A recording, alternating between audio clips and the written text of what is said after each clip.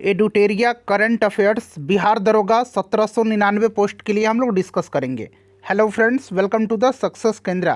Friends देखिए, आज इस सेशन में हम लोग बिहार दरोगा न्यू वैकेंसी 2025 जिसका एग्ज़ाम 18 जनवरी और 21 जनवरी 2026 को लिया जाएगा, उसके लिए देखिए फ्रेंड्स, बिहार दरोगा के लिए एडुटेरिया का जो नया प्रैक्टिस बुक वॉल्यूम 3 आया हुआ है उसके सभी 15 सेट के यानी कि पूरी बुक के करंट अफेयर्स को आज हम लोग एक ही सेशन में डिस्कस करेंगे। बड़ा ही इंपॉर्टेंट सेशन है और देखिए, अगर आप इस तरह से पढ़ते हैं, इस तरह से रिवीजन करते हैं तो आप सेक्शन वाइज पूरा यहाँ पर सब्जेक्ट आप कम समय में रिवीजन कर लीजिएगा और मेरा प्रयास रहेगा कि सभी सब्जेक्ट को मैं इसी प्रकार से आपको कवर करवा दूं।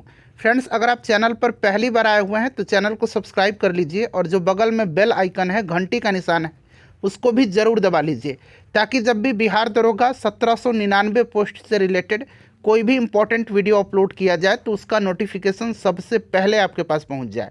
तो चलिए फ्रेंड्स, बिना देरी किए हुए सेशन स्टार्ट करते हैं। एक बार सभी लोग प्लीज़ पहले सेशन को लाइक कर दीजिए और जब इसको कंप्लीट देख लीजिएगा, पूरा देख लीजिएगा, तो कम से कम इसको एक ग्रुप में फ्रेंड्स ज़रूर ही शेयर कर दीजिएगा।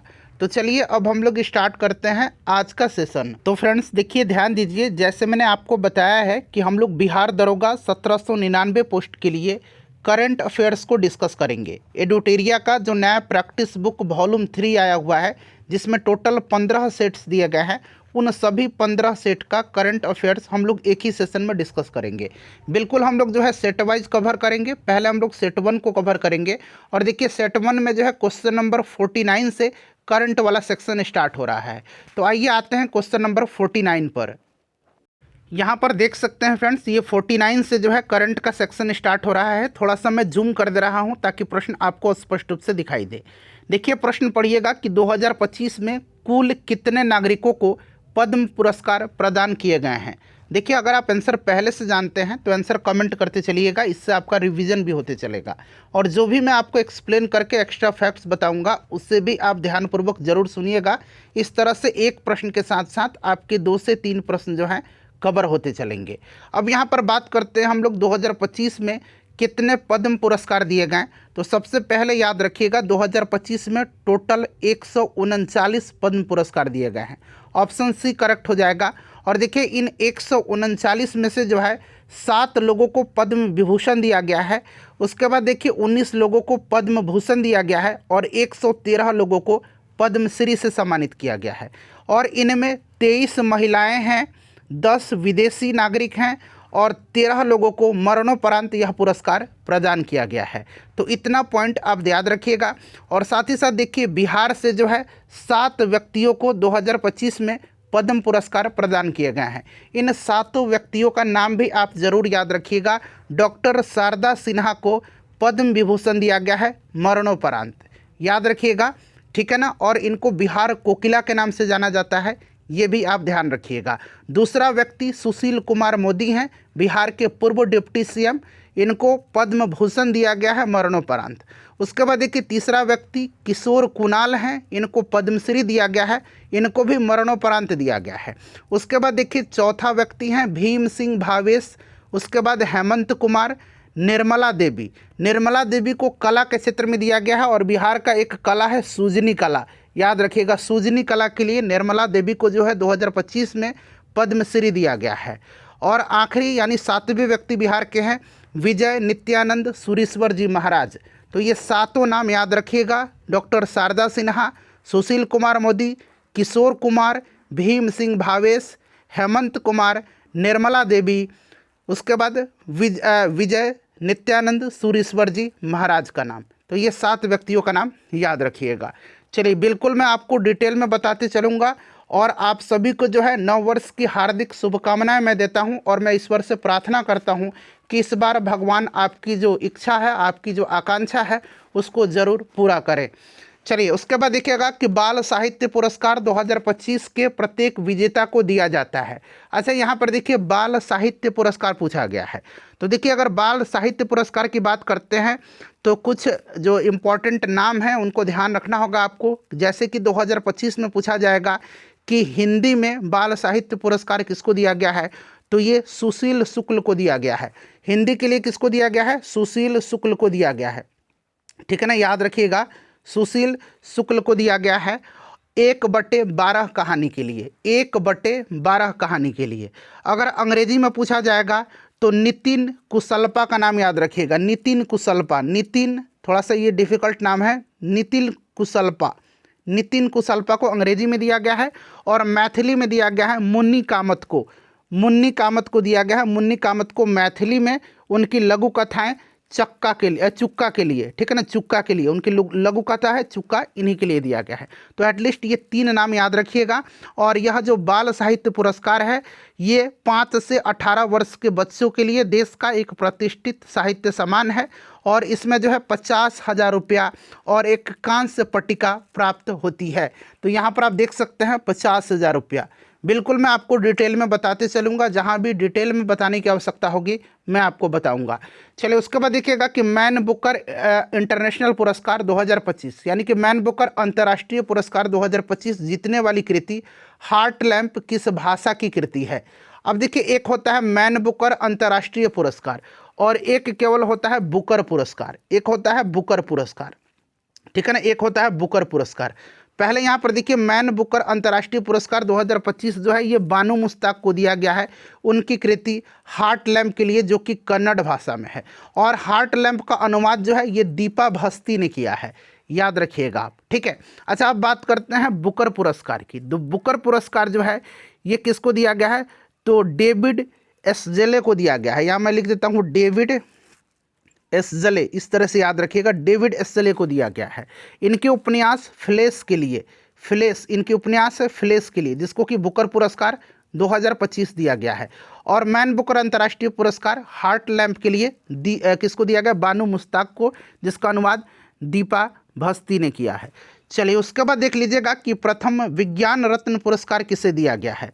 प्रथम विज्ञान रत्न पुरस्कार किसको दिया गया है, तो ध्यान रखिएगा, जैव प्रौद्योगिकी अनुसंधान के अग्रदूत गोविंद राजन पद्मनाभन को प्रथम विज्ञान रत्न पुरस्कार दिया गया है। चूँकि ये प्रथम है इसीलिए इम्पॉर्टेंट है, ध्यान रखिएगा आप। इनका नाम क्या है, तो इनका नाम गोविंद राजन पद्मनाभन है। चलिए IPL 2025 में वैभव सूर्यवंशी ने कितने गेंदों में शतक बनाया था। वैभव सूर्यवंशी ने कितने गेंदों में शतक बनाया था, तो फ्रेंड्स ये 35 गेंद में, ठीक है ना, 35 गेंद करेक्ट आंसर हो जाएगा। और ये IPL 2025 में राजस्थान रॉयल्स की तरफ से खेले थे, इसको आप ध्यान रखिएगा। और इन्होंने ये सेंचुरी गुजरात टाइटंस के खिलाफ लगाया था।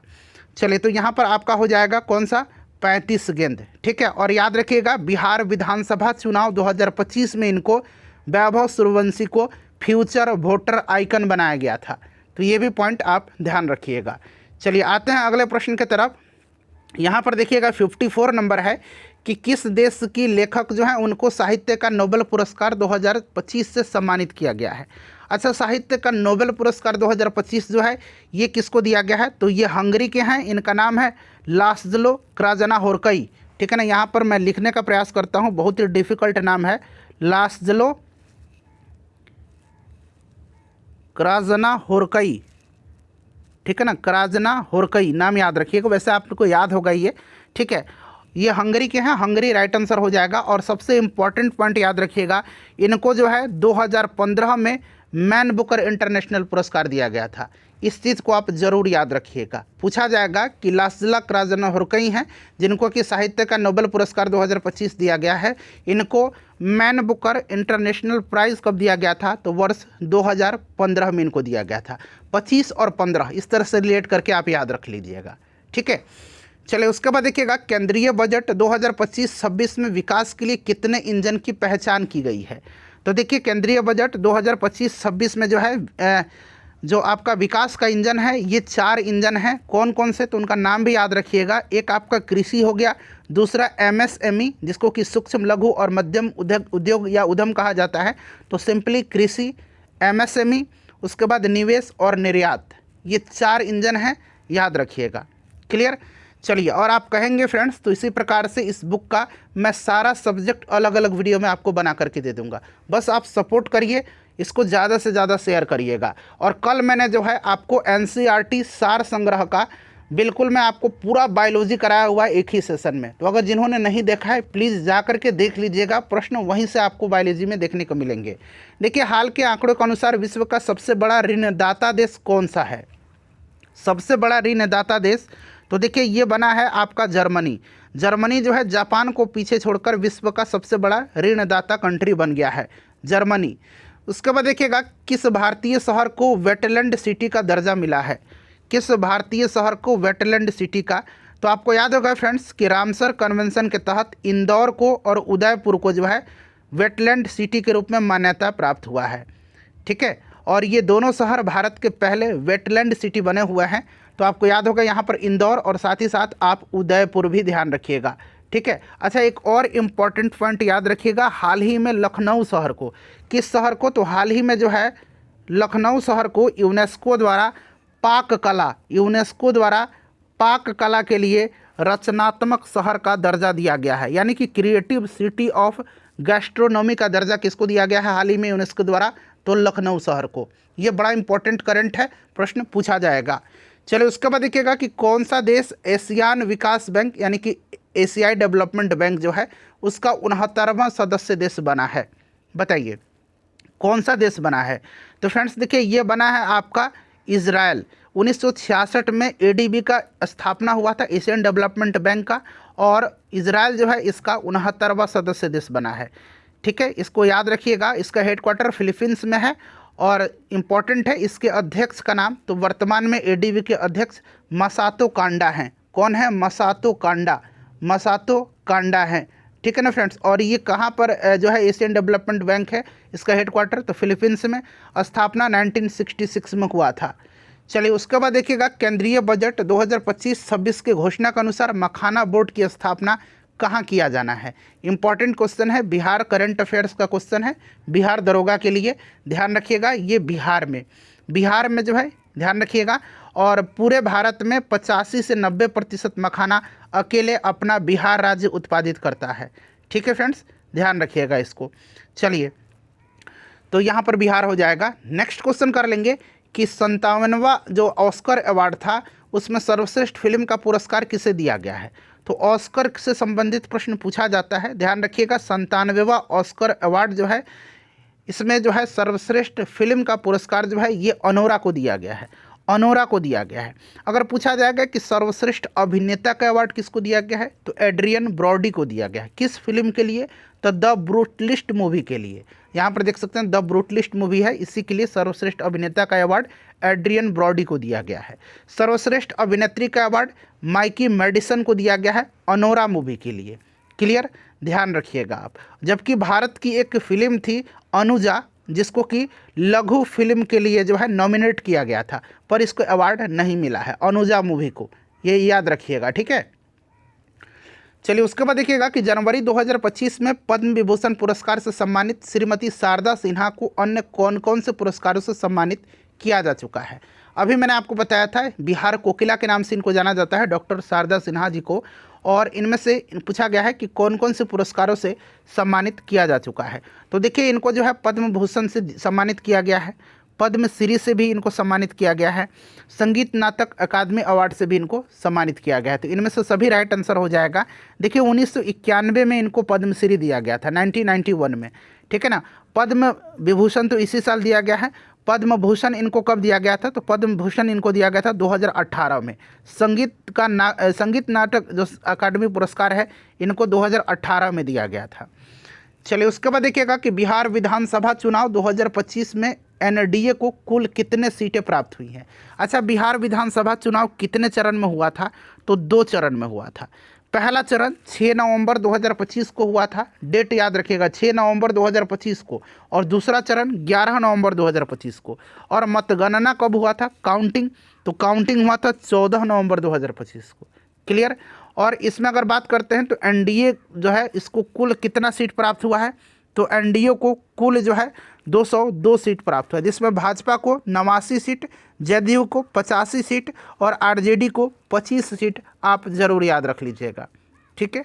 चलिए उसके बाद देखिएगा कि निम्न में से कौन सा पुरस्कार टाटा सन्स के पूर्व चेयरमैन हैं रतन टाटा जी, उनको नहीं दिया गया है, ये पूछा गया है। तो देखिए रतन टाटा जी को जो है ना कौन सा पुरस्कार इनमें से नहीं दिया गया है, तो आपको ध्यान रखना है फ्रेंड्स, पद्मश्री इनको नहीं दिया गया, बाकी पद्म भूषण, पद्म विभूषण ये सब दिया गया है इनको। और सबसे खास बात क्या है कि असम गवर्नमेंट के द्वारा इनको असम वैभव पुरस्कार भी दिया जा चुका है। पूछा जाएगा कि असम वैभव पुरस्कार से किस उद्योगपति को सम्मानित किया जा चुका है, तो आप नाम याद रखिएगा, श्री रतन टाटा जी को, ठीक है ना। चलिए उसके बाद देखिएगा अगला प्रश्न हम लोग कर लेंगे, और महाराष्ट्र सरकार के द्वारा 2023 में इनको उद्योग रत्न से भी सम्मानित किया जा चुका है।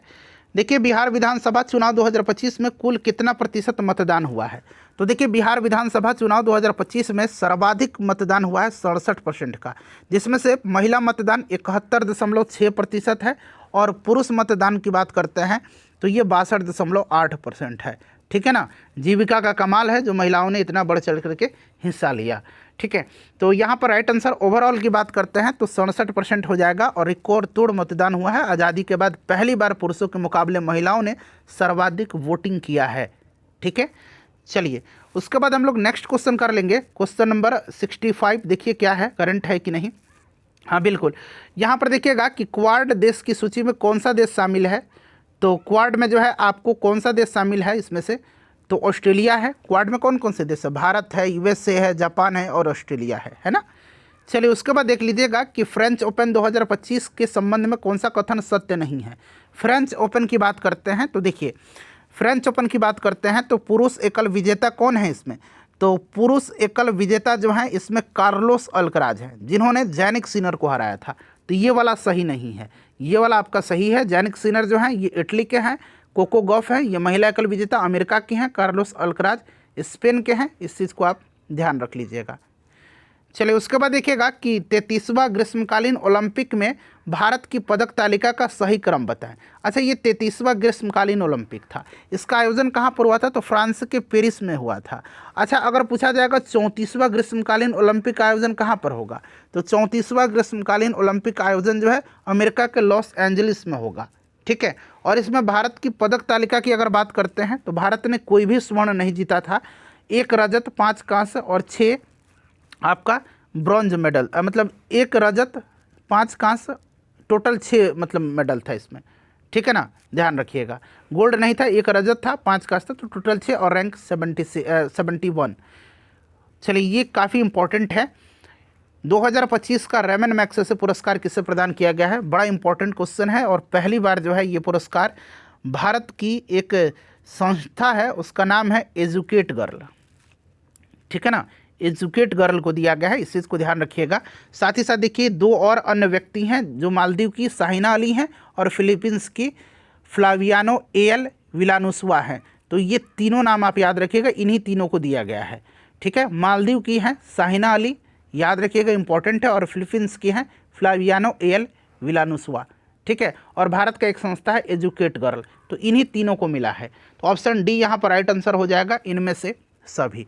तो देखिए सेट 1 का करंट अफेयर्स कवर हो गया, 20 प्रश्न थे कवर हो चुके हैं। चलिए आते हैं अब सेट 2 के करंट अफेयर्स पर। चलिए यहाँ पर देखिएगा क्वेश्चन नंबर 66 से सेट 2 का करंट अफेयर्स स्टार्ट हो रहा है। थोड़ा सा फ्रेंड्स वीडियो का क्वालिटी प्लीज़ आप लोग बढ़ा लीजिए, और भी स्पष्ट दिखाई देगा, कहीं कहीं धुंधला है, बट आपको थोड़ा सा क्वालिटी बढ़ा लेंगे तो स्पष्ट दिखेगा। देखिए क्वेश्चन नंबर 66 है कि 58वां टाइगर रिजर्व किस राज्य से संबंधित है। अच्छा वर्तमान में भारत में टोटल 58 टाइगर रिजर्व हैं, ठीक है ना, ध्यान रखिएगा। और 58वां टाइगर रिजर्व जो है ये मध्य प्रदेश का है, इसका नाम है माधव टाइगर रिजर्व।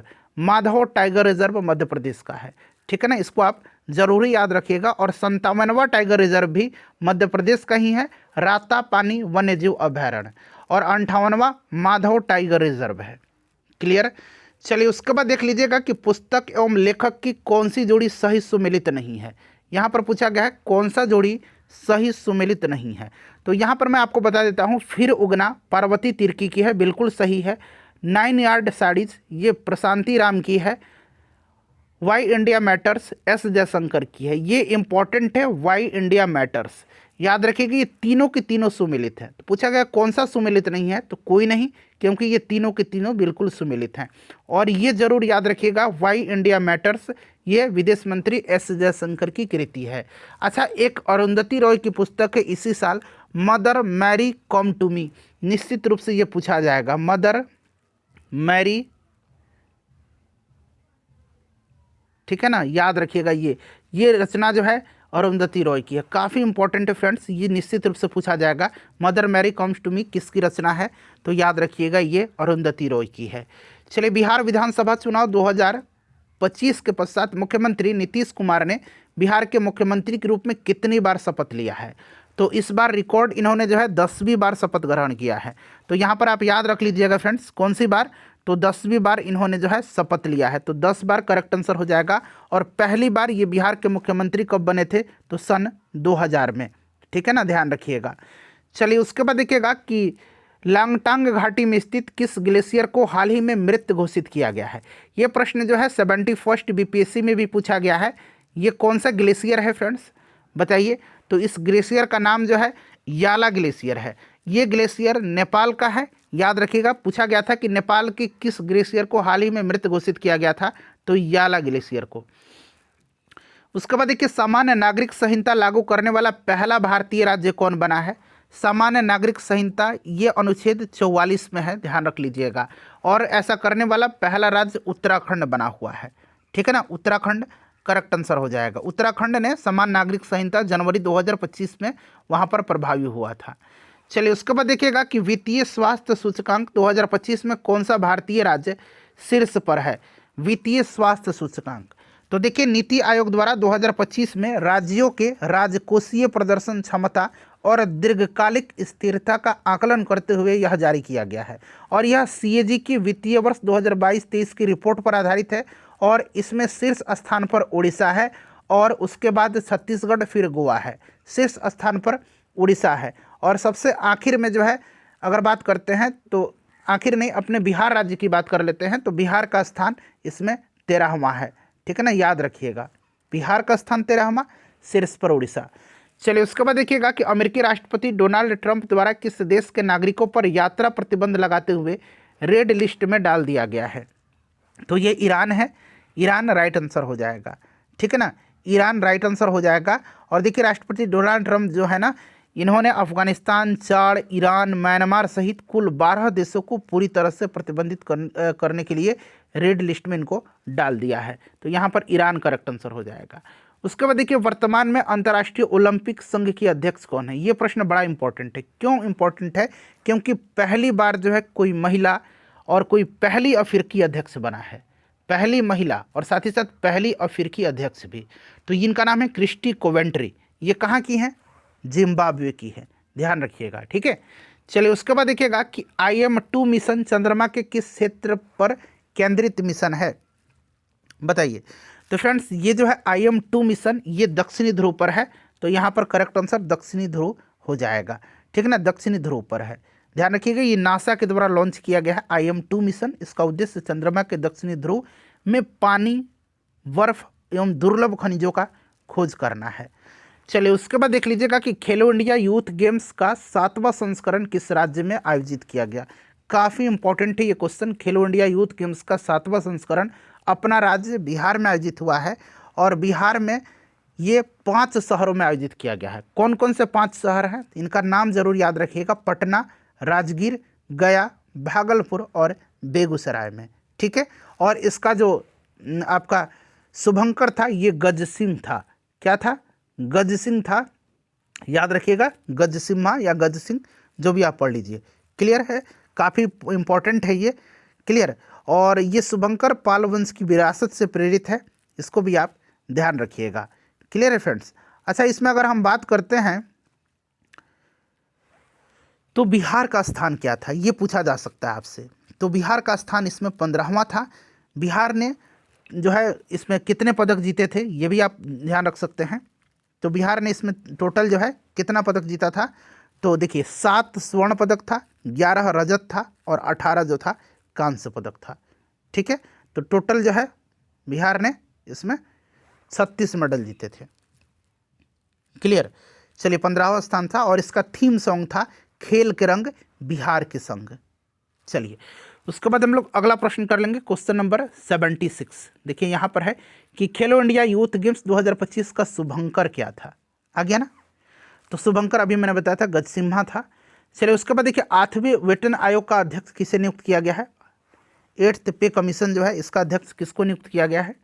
तो फ्रेंड्स ये नियुक्त किए गए हैं कौन, तो इनका नाम याद रखिएगा, रंजना प्रकाश देसाई को। काफ़ी इंपॉर्टेंट है 8वां वेतन आयोग। चलिए उसके बाद देख लीजिएगा, ये फिलहाल जो है त्यौहार मनाए गए हैं 2025 में और उनके संबंधित स्थल है। तो बोनालू त्यौहार जो है, बोनालू ये तेलंगाना में मनाया जाता है, ठीक है। अच्छा त्रिशूरपुरम जो है ये मनाया जाता है केरल में, ठीक है। सरहुल कहाँ पर मनाया जाता है, तो सरहुल मनाया जाता है झारखंड में और चपसारकुट मनाया जाता है मिजोरम में। मिला लीजिएगा इसको, ऑप्शन नंबर सी हो जाएगा। चलिए उसके बाद देखिएगा कि बजट 2025-26 में दलहनों में आत्मनिर्भरता मिशन हेतु किस दाल पर विशेष ध्यान नहीं दिया गया है।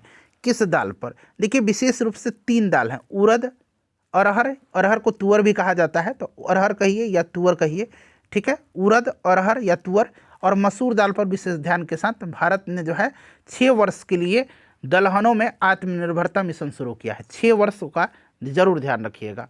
तो इसमें से आपका मसूर हो जाएगा, अरहर हो जाएगा और आपका एक मैंने क्या बताया था, तुअर बताया था ना, उड़द बताया था। मसूर अरहर तो तुअर है, उड़द बताया था, मूंग नहीं है इसमें, ठीक है। चलिए उसके बाद देखिएगा कि बजट 2025-26 में एमएसएमई में निवेश एवं टर्नओवर की संशोधित सीमा कौन सी है। बताइए, ये संशोधित सीमा किया गया है एमएसएमई का। तो एमएसएमई में अगर बात करते हैं तो इनमें से सभी हो जाएगा। देखिए सूक्ष्म निवेश 2.5 करोड़, टर्नओवर 10 करोड़, लघु निवेश 25 करोड़ और इसका टर्नओवर 100 करोड़, मध्यम का हो जाएगा आपका 125 करोड़ और इसका टर्नओवर 500 करोड़। ये बीपीएससी में प्रश्न पूछा था, VVI है, याद रख लीजिएगा इसको। चलिए देखिएगा कि मिशन लाइफ की अवधारणा किस सम्मेलन के दौरान जो है पेश किया गया था। मिशन लाइफ की अवधारणा, तो देखिए मिशन लाइफ जो है ये पर्यावरण के लिए एक लाइफ स्टाइल है। इस मिशन को जो है COP26 जो ग्लासगो में आयोजित हुआ था उसी में किया गया था, संयुक्त राष्ट्र जलवायु परिवर्तन सम्मेलन COP26 में, ठीक है। तो यहाँ पर COP26 हो जाएगा। उसके बाद देखिएगा कि मिशन लाइफ का भारत का लक्ष्य 2028 तक कितने प्रतिशत निकायों को पर्यावरण अनुकूल बनाना है। तो ये 80% बनाना है, ठीक है ना, 80% राइट आंसर हो जाएगा इसका। उसके बाद देखिएगा कि ऑस्ट्रेलियन ओपन 2025 पुरुष एकल का खिताब किसने जीता है। तो देखिए ऑस्ट्रेलियन ओपन में पुरुष एकल का खिताब जो है ना, ये जानिक सिनर ने लगातार दूसरी बार ये पुरस्कार जीता है, मतलब ये खिताब जीता है और इन्होंने जो है हराया है जर्मनी के अलेक्जेंडर जेवरेव को, ठीक है। अच्छा ऑस्ट्रेलियन ओपन महिला एकल का खिताब पूछेगा तो मेडिसन कीज ने जीता है, किसको हरा करके, तो आरियाना सबलेंका को। सब याद रख लीजिएगा आप। तो यहाँ पर राइट आंसर हो जाएगा आपका ऑप्शन नंबर सी। चलिए आईसीसी अवार्ड्स 2024 में women's ODI cricketer of the year 2024 का पुरस्कार किसने जीता है। तो वुमेन्स जीता है स्मृति मंधाना ने, ठीक है ना, स्मृति मंधाना ने, इसको आप ध्यान रखिएगा। और 2024 में आईसीसी पुरुषों में आईसीसी पुरस्कारों में जसप्रीत बुमराह को जो है आईसीसी पुरुष क्रिकेटर ऑफ द ईयर चुना गया है और स्मृति मंधाना को जो है यहाँ पर पूछा गया है 2024 में। तो ये राइट आंसर हो जाएगा ऑप्शन नंबर ए। अच्छा खो खो विश्व कप 2025 जीतने वाली भारतीय महिला टीम की कप्तान कौन थी। खो खो विश्व कप 2025 इसका आयोजन हुआ था कहाँ पर, दिल्ली में, और पुरुष वर्ग में भी भारत जीता है और महिला वर्ग में भी भारत जीत गया है, दोनों में, ठीक है ना। और देखिएगा इसमें अगर पुरुष की बात करते हैं तो पुरुष टीम के कैप्टन कौन थे, तो पुरुष टीम के कैप्टन का नाम है प्रतीक वाइकर, ठीक है ना, प्रतीक वाइकर। और महिला टीम की तो प्रियंका इंगले, यहाँ पर प्रियंका बना लीजिएगा, प्रियंका इंगले, प्रियंका इंगले, प्रियंका इंगले, ठीक है। चलिए उसके बाद आइए 86 नंबर, देखिए करंट है क्या, नहीं इतना ही करंट था सेट 2 में। अब चलिए आते हैं हम लोग सेट नंबर 3 में। चलिए अब यहाँ पर देखिएगा सेट 3 आ गया। देखिए पहला ही प्रश्न यहाँ से करंट का स्टार्ट हो रहा है कि हाल ही में देखिए कामिनी कौशल का निधन हो गया है, इनका संबंध किस क्षेत्र से था। तो देखिए कामिनी कौशल की बात करते हैं तो भारतीय सिनेमा के स्वर्णिम युग की एक प्रतिष्ठित और दिग्गज अभिनेत्री थी जिनका हाल ही में जो है 98 वर्ष की उम्र में निधन हो गया है और 1946 में इन्होंने अपनी फिल्मी करियर की शुरुआत की थी, 1927 में इनका जन्म हुआ था। चलिए उसके बाद देखिएगा कि उड़ीसा के कितने समुद्र तटों को हाल ही में अंतर्राष्ट्रीय ब्लू फ्लैग परमाणन दर्जा दिया गया है। देखिए ब्लू फ्लैग परमाणन की अगर बात करते हैं ना तो ब्लू फ्लैग परमाणन जो है ना ये सम्मान डेनमार्क की फाउंडेशन फॉर इन्वायरमेंटल एजुकेशन देती है। Foundation for environmental education Denmark की एक संस्था है, फाउंडेशन है, वहीं देती है। ठीक है। और हाल ही में जो है ना, उड़ीसा के जो दो आपके बीच हैं, दो समुद्र तट है, उनको ये दर्जा दिया गया है। याद रखिएगा, उनका नाम है, एक सोनापुर है और एक पुरी बीच है। एक आपका सोनापुर है उड़ीसा का और एक आपका पुरी बीच है। और हाल ही में एक और पॉइंट याद रखिएगा कि तमिलनाडु का जो कोवलम बीच है, कोवलम बीच, इसको भी 2025-26 के लिए जो है अंतर्राष्ट्रीय ब्लू परमाणु का दर्जा दिया गया है। ठीक है ना, तो ये भी आप ध्यान रखिएगा। चलिए अगला प्रश्न है कि भारत का पहला मानव संचालित अंडर वाटर क्या लिखा गया है, सबमर्सिबल किस मिशन के तहत लॉन्च करने की तैयारी हो रही है। तो देखिए, ये जो आपका पहला मानव संचालित अंडर वाटर सबमर्सिबल जो है ना, इसको समुद्रयान मिशन के तहत जो है 2026 के अंत में लॉन्च करने की तैयारी हो रही है। ठीक है। और इस मिशन का नोडल जो मिनिस्ट्री है वो आपका पृथ्वी विज्ञान मंत्रालय है। समुद्रयान मिशन यहाँ पर राइट आंसर हो जाएगा। उसके बाद देखिए, भारतीय अंतर्राष्ट्रीय अंतरिक्ष स्टेशन के लिए एक्सियोम 4 मिशन के बारे में कौन सा कथन असत्य है। देखिए, एक्सियोम 4 जो था ना, इसी के तहत शुभांशु शुक्ला जो है ये आपके अंतरिक्ष में गए थे। और देखिए, इस मिशन में 4 अंतरिक्ष यात्री शामिल थे। यह एक निजी अंतरिक्ष यात्री मिशन था और इस मिशन में इसरो, नासा, एक्सियोम स्पेस और स्पेस एक्स की साझेदारी थी। पूछा गया कौन सा असत्य है, तो चूंकि ये सारे के सारे सत्य दिए गए हैं, इसलिए इसमें से कोई भी असत्य नहीं है। भारत के शुभांशु शुक्ला थे, उसके बाद अमेरिका की पेगी विट्सन थी, नाम याद रखिएगा, पेगी विट्सन, इन्हीं के नेतृत्व में ये कार्यक्रम हुआ था। पेगी विट्सन, शुभांशु शुक्ला, और एक थे आपका स्लावोज उजनान्स्की, ये पोलैंड के हैं, और एक टिबोर कापू हैं, हंगरी के टिबोर कापू। ठीक है, तो ये 4 लोग गए थे। उसके बाद देखिएगा कि भारत का पहला क्वांटम कंप्यूटिंग गांव जो है कहाँ बनाने का निर्णय लिया गया है। भारत का पहला क्वांटम कंप्यूटिंग गांव, तो फ्रेंड्स ये बनने वाला है आपका आंध्र प्रदेश में। ठीक है ना, आंध्र प्रदेश में, तो ध्यान रखिएगा आंध्र प्रदेश यहाँ पर करेक्ट आंसर हो जाएगा। चलिए उसके बाद देखिएगा कि अरलम वन्य जीव अभयारण्य कहाँ पर स्थित है। तो अरलम जो है ना, ये कहाँ पर है, तो ये आपका केरल में पड़ता है। ठीक है ना, और हाल ही में इस अभयारण्य में जो है भारत का पहला तितली अभयारण्य इसको घोषित किया गया है, तितली अभयारण्य का दर्जा दिया गया है। ठीक है। चलिए उसके बाद देखिएगा कि विश्व का पहला गैर बाइनरी एआई चिप किस देश ने लॉन्च किया है। विश्व का पहला है, इसलिए इम्पोर्टेंट है। तो फ्रेंड्स ये चाइना ने किया है, चाइना ने किया है। ठीक है ना, और चाइना, ध्यान रखिएगा इसका, चाइना राइट आंसर हो जाएगा। ठीक है, चाइना करेक्ट आंसर हो जाएगा। और हाल ही में देखिए, चीन ने जो है ना, दिन के उजाले में लेजर विधि के द्वारा चंद्रमा की दूरी मापने वाला देश बना है, ये भी आप ध्यान रख लीजिएगा। चलिए, टाइफाइड का पहला मिश्रित टीका किस देश में बनाए जाने की घोषणा की गई है। तो टाइफाइड का पहला मिश्रित टीका जो है ना, ये आपका भारत में, और इसका नाम क्या है, इसका नाम है TCV। ठीक है ना, TCV, यहाँ पर मैं लिख देता हूँ TCV। ठीक है ना, TCV ध्यान रखिएगा, typhoid conjugate vaccine, Bharat correct answer हो जाएगा। उसके बाद देखिए, वर्ष 2025 में भगवान बिरसा मुंडा की कौन सी जयंती मनाई गई है, बताइए। तो बिरसा मुंडा जी की जो है 150वीं जयंती मनाई गई है, इसको ध्यान रखिएगा, 150वीं जयंती मनाई गई है। ठीक है, और 15 नवंबर को बिरसा मुंडा के जन्मदिन के अवसर पर जनजातीय गौरव दिवस भी मनाया जाता है। उसके बाद चलिए क्वेश्चन नंबर 10 देखिएगा कि पश्चिमी कोसी नहर परियोजना ERM से बिहार का कौन सा जिला लाभान्वित हो रहा है। तो इसमें से जो कौन सा जिला लाभान्वित हो रहा है, तो फ्रेंड्स ये आपका हो जाएगा दरभंगा और मधुबनी, तो ए और बी दोनों करेक्ट आंसर हो जाएंगे। ठीक है। उसके बाद देखिए, आर्थिक सर्वेक्षण 2024-25 के अनुसार भारत सीमेंट उत्पादन में किस स्थान पर है। तो चीन प्रथम स्थान पर है और भारत जो है दूसरा स्थान पर है।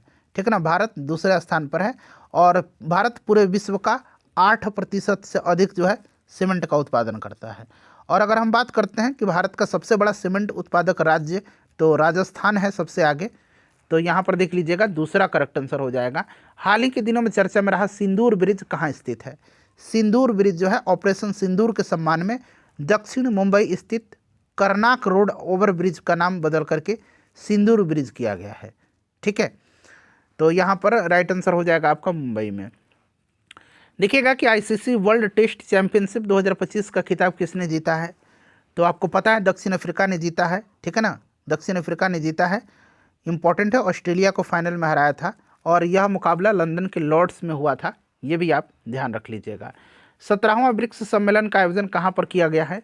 17वां ब्रिक्स सम्मेलन हुआ है आपका ब्राज़ील में, ठीक है ना, ब्राज़ील के रियो डी जेनेरियो में हुआ है 2025 में, और 18वां जो होगा ये 2026 में भारत में होगा।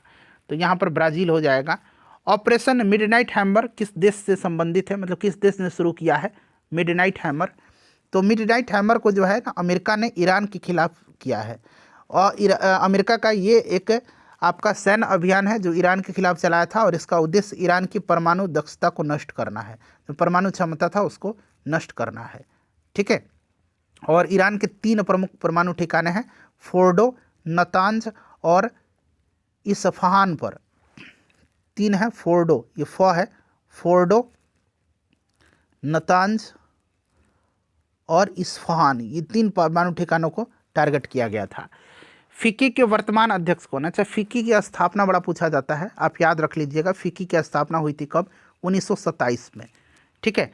और वर्तमान में इसका अध्यक्ष का नाम पूछा जा रहा है, तो फिक्की के वर्तमान में अध्यक्ष कौन है? तो फ्रेंड्स ध्यान रखिएगा, अनंत गोयनका है, ठीक है ना। 2025-26 के लिए भारतीय वाणिज्य एवं उद्योग महासंघ का अध्यक्ष इनको निर्वाचित किया गया है। चलिए उसके बाद देखिएगा कि न्यूयॉर्क सिटी के किस मेयर ने 14 अप्रैल को डॉक्टर भीमराव अंबेडकर दिवस मनाने की घोषणा की है? तो इनका नाम है एरिक एडम्स, ठीक है ना, एरिक एडम्स न्यूयॉर्क सिटी के ये मेयर हैं, ध्यान रखिएगा आप, ठीक है। चलिए उसके बाद देख लीजिएगा कि कुमुदनी लाखिया किस नृत्य से संबंधित थी? तो कुमुदनी लाखिया जो है ना, ये आपका 95 वर्ष की आयु में इनका भी निधन हुआ है। ये प्रसिद्ध कथक नृत्यांगना थी। कथक राइट आंसर हो जाएगा। कथक जो है ये आपका उत्तर भारत का है, ठीक है।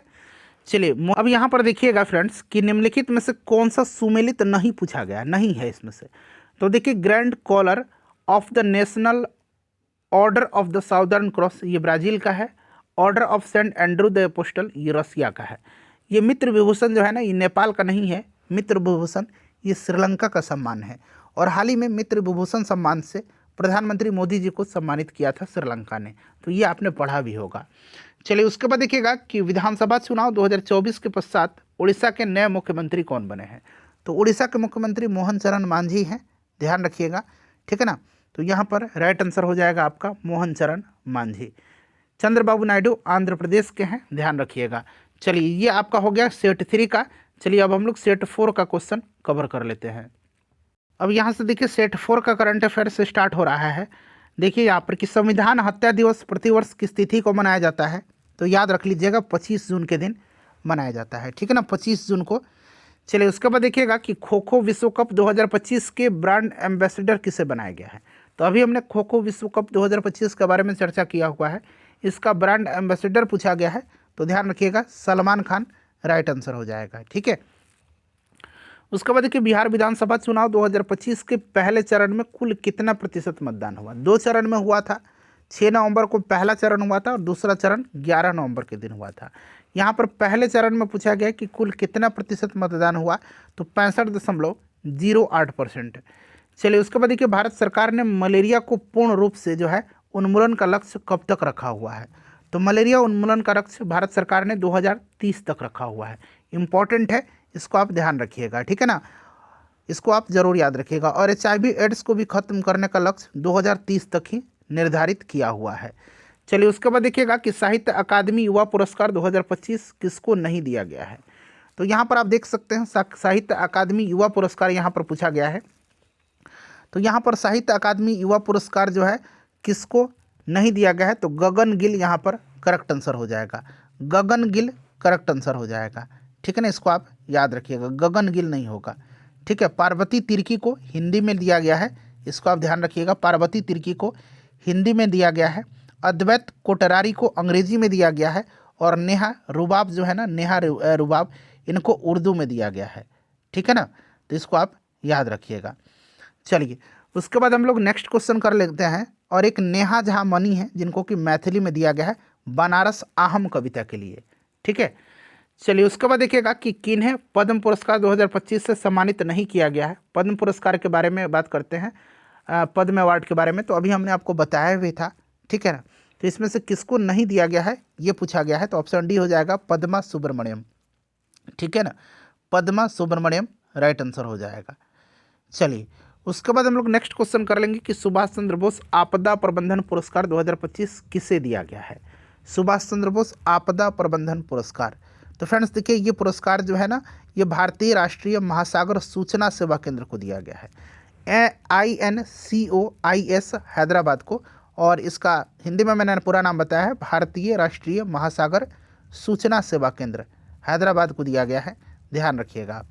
व्यक्तिगत श्रेणी में ये नहीं दिया गया है, संस्थागत श्रेणी में ये INCOIS हैदराबाद को दिया गया है। चलिए भारत की पहली घरेलू gene therapy CAR T cell therapy किस बीमारी के इलाज में प्रयुक्त होगा, तो ये कैंसर में होगा। ठीक है ना, और इसे राष्ट्रपति द्रौपदी मुर्मू जी के द्वारा लॉन्च किया गया है। भारतीय प्रौद्योगिकी संस्थान बॉम्बे, टाटा मेमोरियल हॉस्पिटल और इम्यूनो एसिटी के बीच आपसी सहयोग के द्वारा इसको विकसित किया गया है। उसके बाद देखिए RBI के नए डिप्टी गवर्नर कौन नियुक्त हुए हैं, तो ये आपकी शिरीष चंद्र मुर्मू हुए हैं। ठीक है, चलिए उसके बाद देख लीजिएगा क्वेश्चन नंबर 18। क्वेश्चन नंबर 18 है कि एशिया कप 2025 भारत ने किस देश को हरा करके खिताब अपने नाम किया है, तो भारत ने पाकिस्तान को हराया था एशिया कप में, क्लियर। और फाइनल मैच में man of the match Tilak Varma रहे थे, जबकि player of the tournament Abhishek Sharma को चुना गया था। तो यहाँ पर पाकिस्तान को हरा करके जीता है। उसके बाद देखिएगा कि निम्न में से सुगम्य यात्रा का आयोजन किस मंत्रालय के द्वारा प्रारंभ किया गया है, सुगम्य यात्रा का, तो देखिए सुगम्य यात्रा जो है ये सामाजिक न्याय और अधिकारिता मंत्रालय के द्वारा शुरू किया गया है, सुगम्य यात्रा। ठीक है ना, सुगम्य यात्रा ध्यान रखिएगा, इम्पॉर्टेंट है ये। चलिए इसके अंतर्गत दिव्यांगजन सशक्तिकरण विभाग और मुख्य आयुक्त कार्यालय CCPD द्वारा इसको किया गया है, ये संयुक्त रूप से, और इसका उद्देश्य दिव्यांगजनों के लिए सुगमता और समावेशिता को बढ़ावा देना है। 2021 की तुलना में 2023 में भारत में वनावरण में कितनी वृद्धि हुई है, ये पूछा गया है, बताइए। तो 156 वर्ग किलोमीटर की, ध्यान रखिएगा 156 वर्ग किलोमीटर की वृद्धि हुई है। और अगर वृक्षावरण पूछेगा तो वृक्षावरण में 1289 वर्ग किलोमीटर की, और मैनग्रोव क्षेत्रफल में तो 7.43 वर्ग किलोमीटर की। ठीक है ना, किलोमीटर स्क्वायर में यहाँ पर लिख ही देता हूँ, तो इसको आप ध्यान रखिएगा। ठीक है, इंपॉर्टेंट है ये। 1289 यहाँ पर देखिए दिया गया है, ये आपका वृक्षावरण में, और 7.43 किलोमीटर हुआ है आपका, किलोमीटर स्क्वायर हुआ है मैनग्रोव में। ठीक है, तो इसको आप जरूर ही याद रख लीजिएगा। चलिए उसके बाद देखिएगा कि PM अजय योजना का प्राथमिक उद्देश्य क्या है, PM अजय योजना का प्राथमिक उद्देश्य क्या है, बताइए। तो फ्रेंड्स देखिए इसका जो है SC समुदाय के बीच गरीबी कम करना है, SC समुदाय के बीच गरीबी कम करना है। ठीक है, चलिए उसके बाद देखिएगा कि एशिया में सर्वाधिक रामसर साइट्स किस देश में है, सर्वाधिक जो है रामसर स्थल एशिया में भारत के पास है। वर्तमान में भारत में टोटल अब 96 रामसर स्थल हो गए हैं। हाल ही में जो है राजस्थान के सिलीसेड झील और छत्तीसगढ़ के कोपरा जलाशय को जो है रामसर स्थल का दर्जा दिया गया है। ठीक है, कोपरा जलाशय पूछेगा छत्तीसगढ़, ध्यान रखिएगा। चलिए त्राल वन्यजीव अभयारण्य कहाँ पर है, त्राल वन्यजीव अभयारण्य, तो फ्रेंड्स ये आपका जम्मू कश्मीर में है। त्राल वन्यजीव अभयारण्य पुलवामा जिला में पड़ता है, इसको आप ध्यान रखिएगा। ठीक है, और हाल ही में देखिए केंद्र सरकार ने त्राल वन्यजीव अभयारण्य और इसके आसपास के क्षेत्रों को इको सेंसिटिव जोन घोषित किया है। चलिए उसके बाद नेक्स्ट क्वेश्चन है कि कौन सा युग्म जो है इसमें से सही नहीं है। देखिए ये युद्धाभ्यास हैं और ये किस देश के बीच में होते हैं ये दिया गया है। तो नोमैडिक एलिफेंट जो होता है ये आपका किसके बीच होता है, भारत और मंगोलिया के बीच में। दस्तलिक भारत और उज्बेकिस्तान के बीच होता है। धर्म गार्जियन जो है ये भारत और जापान के बीच में होता है, भारत अमेरिका नहीं होता है, भारत और जापान के बीच में। वरुण भारत और फ्रांस के बीच में होता है। सुमेलित नहीं है तो ऑप्शन सी हो जाएगा। ग्लोबल फायर पावर इंडेक्स में भारत का स्थान कौन सा है, इंपॉर्टेंट क्वेश्चन है। ग्लोबल फायर पावर इंडेक्स, तो भारत का स्थान इसमें चौथा है, अमेरिका इसमें प्रथम स्थान पर है। ठीक है, तो यहाँ पर आपका चौथा हो जाएगा। देखिए हाल ही में नीरज चोपड़ा को भारतीय सेना में कौन सी मानक उपाधि प्रदान की है भारतीय सेना ने नीरज चोपड़ा को, तो लेफ्टिनेंट कर्नल की, तो यहाँ पर लेफ्टिनेंट कर्नल राइट आंसर हो जाएगा। ठीक है फ्रेंड्स, ध्यान रखिएगा। उसके बाद देखिए FIH 2026 पुरुष हॉकी विश्व कप का आयोजन कहाँ किया जाएगा, तो इसका आयोजन जो है कहाँ पर किया जाएगा, तो नीदरलैंड और बेल्जियम संयुक्त रूप से करेंगे इसका। ठीक है ना, तो नीदरलैंड और बेल्जियम दोनों याद रखिएगा। तो यहाँ पर दोनों हो जाएगा, नीदरलैंड और बेल्जियम। उसके बाद देखिए 38वें राष्ट्रीय खेल 2025 में सर्वाधिक स्वर्ण पदक किसने जीता है? सर्वाधिक स्वर्ण पदक जो है किसने जीता है? तो सर्विसेज ने जीता है। 38वां जो हुआ था इसका आयोजन जो है कहाँ पर किया गया था? तो उत्तराखंड में हुआ था, ठीक है। और इसमें 68 स्वर्ण पदक, 26 रजत पदक और 27 कांस्य पदक सहित कुल 121 पदक जीत करके सर्विसेज ने प्रथम स्थान प्राप्त किया था। सर्विसेज आप याद रख लीजिएगा। चलिए उसके बाद देखिएगा, अब यहाँ से आपका फिर से मतलब करंट का सेक्शन खत्म हो गया। आइए अब अगले सेट के करंट के प्रश्नों को हम लोग करते हैं। अब देखिए इस सेट में क्वेश्चन नंबर 61 से जो है ना आपका करंट अफेयर स्टार्ट हो रहा है। चलिए प्रश्न पढ़िएगा। क्वेश्चन नंबर 61 क्या कह रहा है कि हाल ही में किस देश ने प्रधानमंत्री नरेंद्र मोदी को शुभ दारूमा, एक डॉल है ये दारूमा डॉल, इसका नाम है दारूमा गुड़िया, दारूमा डॉल, ठीक है ना, दारूमा गुड़िया या डॉल है, मैं लिख देता हूँ। तो यहाँ पर देखिए शुभ दारूमा गुड़िया भेंट किया है किस देश ने? तो फ्रेंड्स ये भेंट किया हुआ है जापान ने, ठीक है ना, याद रखिएगा जापान है राइट आंसर, जापान हो जाएगा। प्रधानमंत्री अभी जापान का आधिकारिक दौरे पर गए हुए थे। तो जापान की संस्कृति में इस गुड़िया का एक महत्व होता है जो कि सौभाग्य एवं दृढ़ता का प्रतीक माना जाता है। जापान करेक्ट आंसर हो जाएगा। उसके बाद देखिए संयुक्त राष्ट्र आंतरिक न्याय परिषद के अध्यक्ष कौन बने हुए हैं? बड़ा इंपॉर्टेंट है।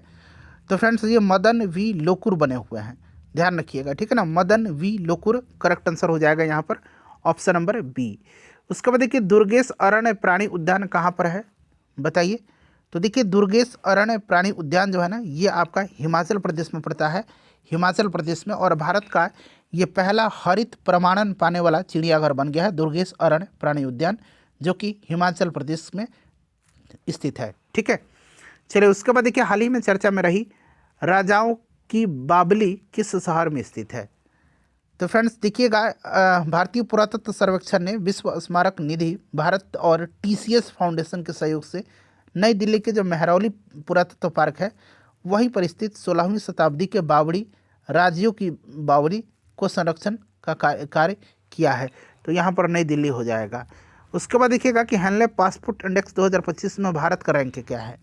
तो इसमें भारत का रैंक 85वां है, ठीक है ना। प्रथम स्थान पर सिंगापुर है, ध्यान रखिएगा, 85वां इंपॉर्टेंट है, अभी रिसेंट वाला जो जारी किया गया है ध्यान रखिएगा आप। चलिए वैश्विक पवन रिपोर्ट 2025 के बारे में क्या सत्य है?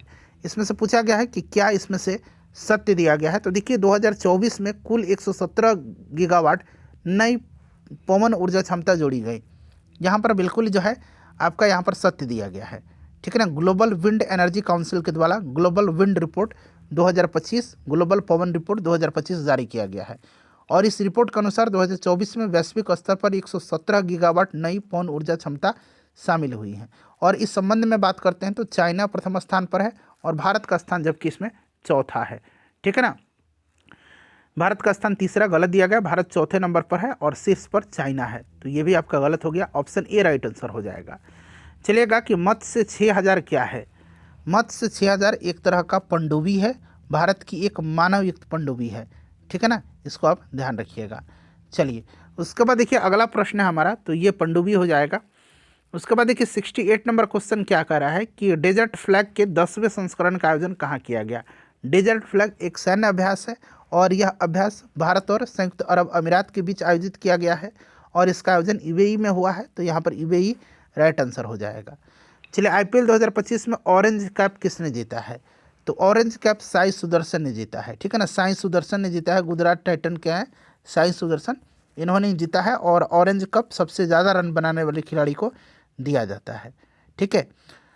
और प्रसिद्ध कृष्णा पर्पल कैप जीता था इन्होंने। चलिए उसके बाद देखिएगा कि ICC विश्व टेस्ट चैंपियनशिप 2025 में किस देश ने जीत हासिल की है? तो ये प्रश्न अभी हमने किया भी है, दक्षिण अफ्रीका ने, ठीक है। इजराइल के हमले की प्रतिक्रिया में ईरान ने कौन सा ऑपरेशन चलाया है? इजराइल के हमले की प्रतिक्रिया में ईरान ने कौन सा ऑपरेशन चलाया है? तो ऑपरेशन जो है टू प्रॉमिस 3 चलाया है।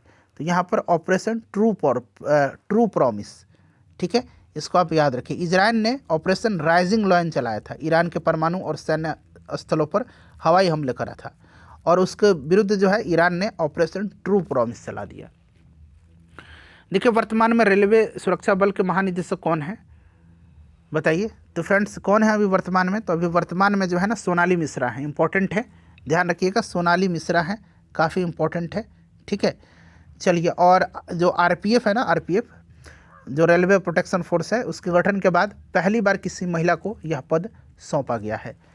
आरबीआई के 26वें गवर्नर कौन बने हैं? तो फ्रेंड्स ये संजय मल्होत्रा बने हुए हैं, ध्यान रखिएगा, संजय मल्होत्रा। उसके बाद देखिए फरवरी 2025 में CK Naidu life time achievement awards किसे दिया गया है? सचिन तेंदुलकर को। इंपॉर्टेंट है ये प्रश्न, ये भी प्रश्न इंपॉर्टेंट है। विश्व खाद्य पुरस्कार 2025 किसे प्रदान किया गया? इंपॉर्टेंट है। तो फ्रेंड्स ये ब्राज़ील के हैं, मारियांगेला हंगरिया, इन्हीं को दिया गया है। ठीक है, चलिए उसके बाद देखिएगा कि सैयद मुश्ताक अली ट्रॉफी 2024-25 किस देश ने जीता है बताइए। और अभी जो है दिलीप ट्रॉफी सेंट्रल जोन ने जीता है, ये भी ध्यान रखिएगा। और इसको जीता है सैयद मुश्ताक अली ट्रॉफी को किस टीम ने? तो फ्रेंड्स महाराष्ट्र ने जीता हुआ है, ध्यान रखिएगा। चलिए हाल ही में किस राज्य से संबंधित अंबाजी संगमरमर को जीआई टैग दिया गया है? अंबाजी संगमरमर, तो ये कहाँ का है फ्रेंड्स? ये गुजरात का है, ध्यान रख लीजिएगा। ठीक है, उसके बाद चलिएगा कि वरिष्ठ नागरिक आयोग की स्थापना करने वाला पहला राज्य कौन सा बन गया है? तो वरिष्ठ नागरिक आयोग की स्थापना करने वाला पहला राज्य जो है ये कौन है? तो फ्रेंड्स ये केरला है, काफ़ी इंपॉर्टेंट है ये, ध्यान रखिएगा। केरला राइट आंसर हो जाएगा।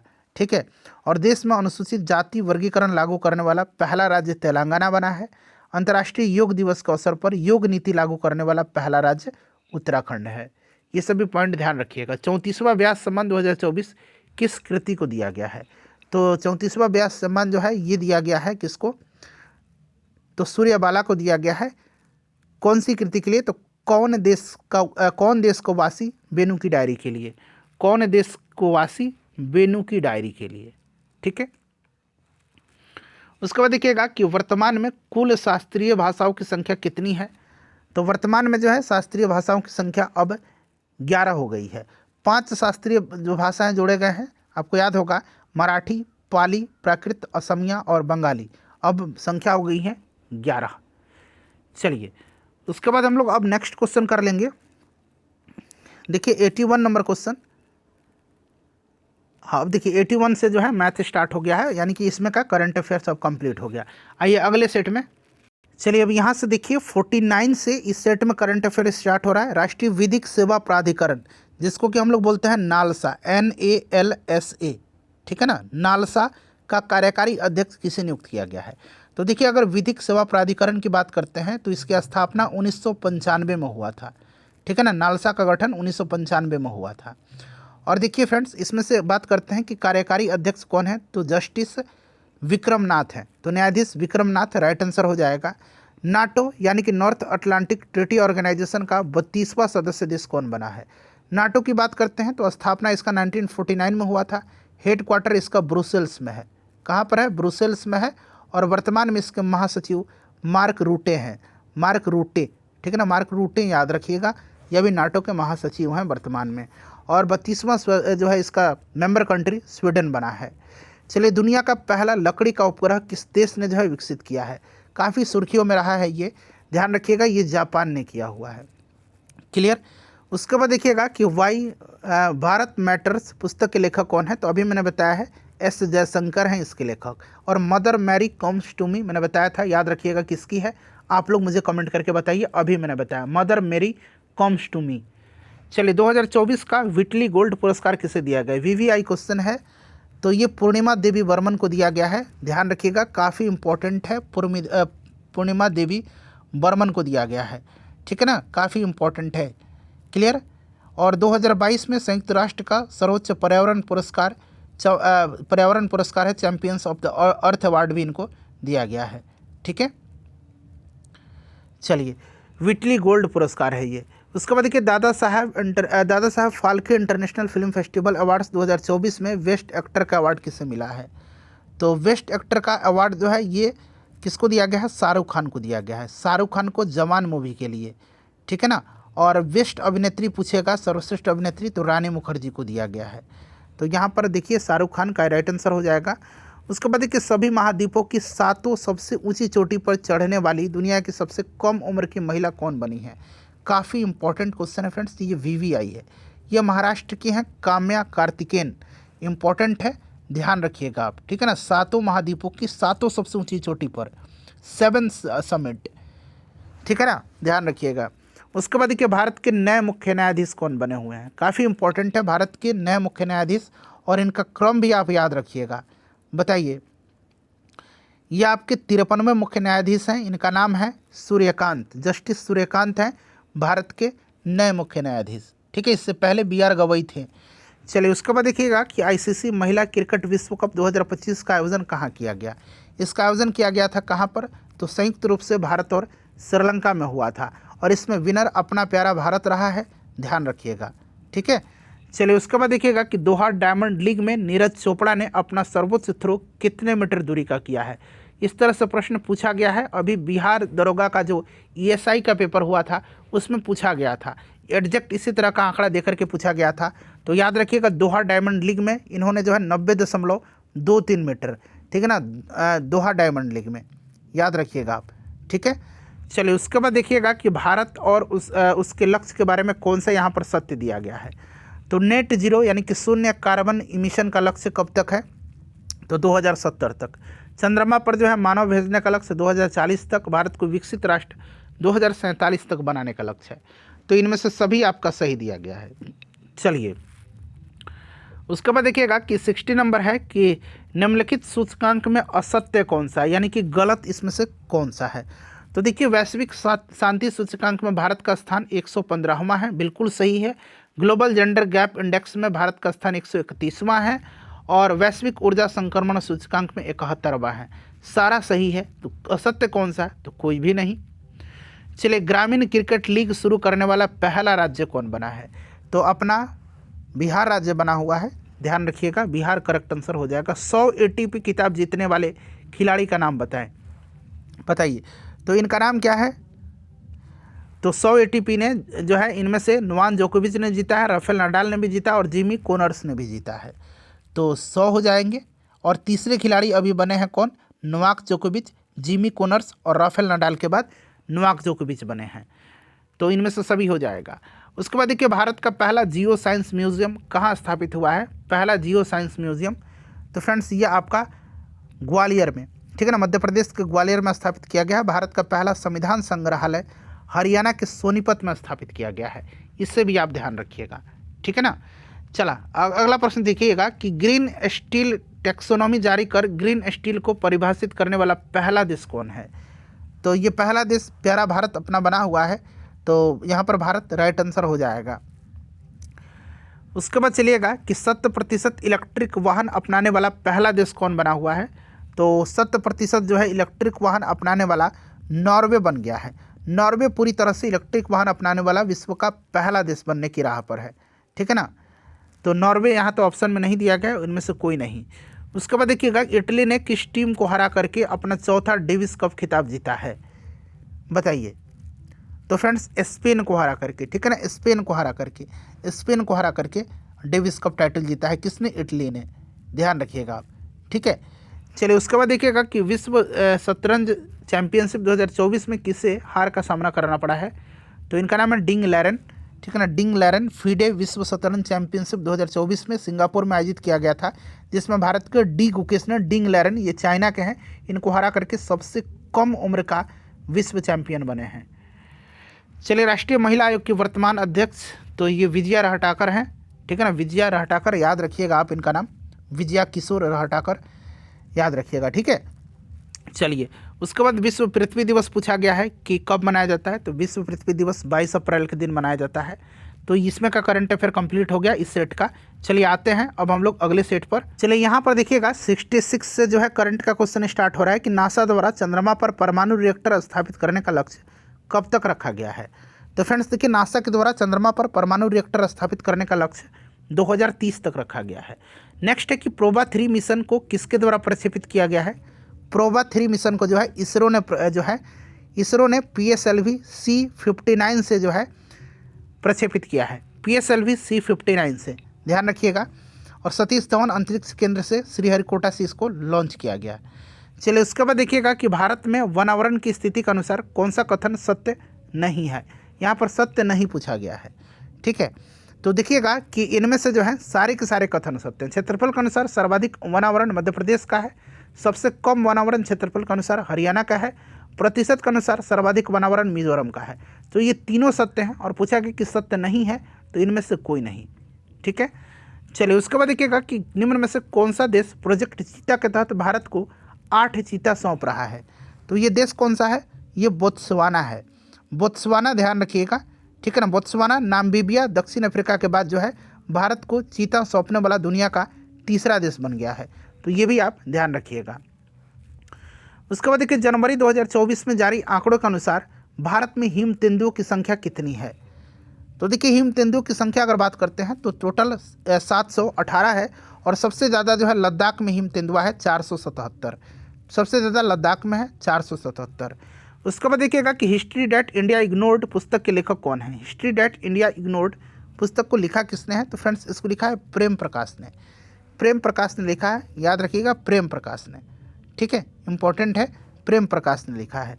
चलिए उसके बाद देखिएगा कि भारत ने तूफान मेलिसा से प्रभावित किन देशों को मानवीय सहायता भेजा है। तो देखिए ये भेजा है जमैका और क्यूबा को, ठीक है ना, जमैका और क्यूबा को भेजा हुआ है। तो ध्यान रखिएगा यहाँ पर जमैका और क्यूबा करेक्ट आंसर हो जाएगा, ठीक है।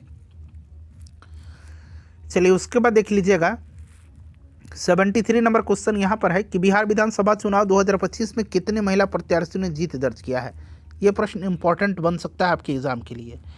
तो टोटल जो है 28 महिला कैंडिडेट हैं जिन्होंने जीत दर्ज किया हुआ है, ठीक है ना, ध्यान रखिएगा। तो 28 यहाँ पर करेक्ट आंसर हो जाएगा। और 2020 में 26 महिलाओं ने जीत दर्ज किया था और इस बार 28, तो संख्या बढ़ा हुआ है, प्रश्न बन सकता है। प्रोजेक्ट नमन किस विभाग या संस्था से संबंधित है। प्रोजेक्ट नमन, तो प्रोजेक्ट नमन भारतीय सेना का है ये प्रोजेक्ट नमन, और इसका मुख्य उद्देश्य भारतीय सेना के भूतपूर्व सैनिकों, उनके परिवार वालों और आश्रित जो है उनको सहायता देने हेतु ये कार्यक्रम स्थापित मतलब देश भर में ये शुरू किया गया है, जो पेंशन, ई सेवा और बैंकिंग समाधान प्रदान करता है। तो भारतीय सेना हो जाएगा। केंद्र सरकार ने पराली जलाने पर दंड को बढ़ा करके कितना कर दिया है। तो ये दोगुना कर दिया है बढ़ा करके, ठीक है ना, दोगुना कर दिया है। चलिए उसके बाद देखिएगा कि खर्ची पूजा का संबंध किस शहर से है। तो खर्ची पूजा जो है ना ये आपका अगरतला में, ठीक है ना, अगरतला में मनाया जाता है। चलिए ऑप्शन नंबर यहाँ पर ये राइट आंसर हो जाएगा, ठीक है। चलिए उसके बाद देखिएगा कि जीआई टैग से संबंधित कौन सा मिलान गलत है। तो गलत इसमें से कौन सा है ये पूछा गया है। तो यहाँ पर देखेंगे रतलाम रियावन लहसुन, तो ये उत्तर प्रदेश गलत दिया गया है, ये मध्य प्रदेश का लहसुन है, ये एमपी का है, मध्य प्रदेश का है, इसलिए ये गलत है। बाकी ये सब सही दिया गया है, ठीक है। चलिए उसके बाद देखिएगा किस राज्य ने अप्रैल 2025 में 2000 साल पुराने मेगालिथिक अवशेषों की खोज की सूचना दी है। तो ये दिया है किसने। तो फ्रेंड्स ध्यान रखिएगा ये केरला ने दिया हुआ, केरल राइट आंसर हो जाएगा, ठीक है। चलिए उसके बाद देखिएगा सेमीकंडक्टर नीति लागू करने वाला पहला राज्य कौन है। तो भारत का पहला सेमीकंडक्टर विनिर्माण संयंत्र गुजरात की वेदांता और ताड़वानी कंपनी फॉक्सकॉन के द्वारा निवेश करके बनाया जा रहा है और गुजरात सेमीकंडक्टर नीति लागू किया है, ठीक है ना। तो गुजरात यहाँ पर करेक्ट आंसर हो जाएगा। उसके बाद देखिए जम्मू कश्मीर में जमीन खरीदने वाला पहला राज्य कौन है। जम्मू कश्मीर में ज़मीन खरीदने वाला पहला राज्य, तो ये महाराष्ट्र है, ठीक है ना, महाराष्ट्र है। और महाराष्ट्र जो है ना ये आपका राज्य के पर्यटक और अधिकारियों के लिए गेस्ट हाउस और राज्य भवन बनाने के लिए जो है मानी कि महाराष्ट्र भवन बनाने के लिए ज़मीन खरीदा है। और ऐसा करने वाला यह भारत का पहला राज्य है जिसने जम्मू कश्मीर में ज़मीन खरीदा है। विश्व आर्थिक मंच की 55वीं बैठक कहाँ पर हुई थी। तो ये स्विट्जरलैंड के दावोस में हुआ था, तो यहाँ पर दावोस करेक्ट आंसर हो जाएगा, ठीक है। और इसका थीम था बुद्धिमान युग के लिए सहयोग। उसके बाद देखिए अगला प्रश्न है कि युगे युगीन संग्रहालय स्थापित करने के लिए भारत ने किस देश के साथ समझौता किया है। युगे युगीन संग्रहालय स्थापित करने के लिए फ्रांस के साथ समझौता किया है, ठीक है ना, फ्रांस के साथ। तो यहाँ पर फ्रांस करेक्ट आंसर हो जाएगा। पुस्तक और लेखक का कौन सा जोड़ा सही सुमेलित नहीं है, ये पूछा गया है, कौन सा सही सुमेलित नहीं है। तो देखिएगा ब्रिंग इट ऑन दीपा भस्ती, ये आपका गलत है। Bring it on the incredible story of my life ये पूछा गया है, तो ये दीपा भस्ती के द्वारा लिखी गई है, ठीक है।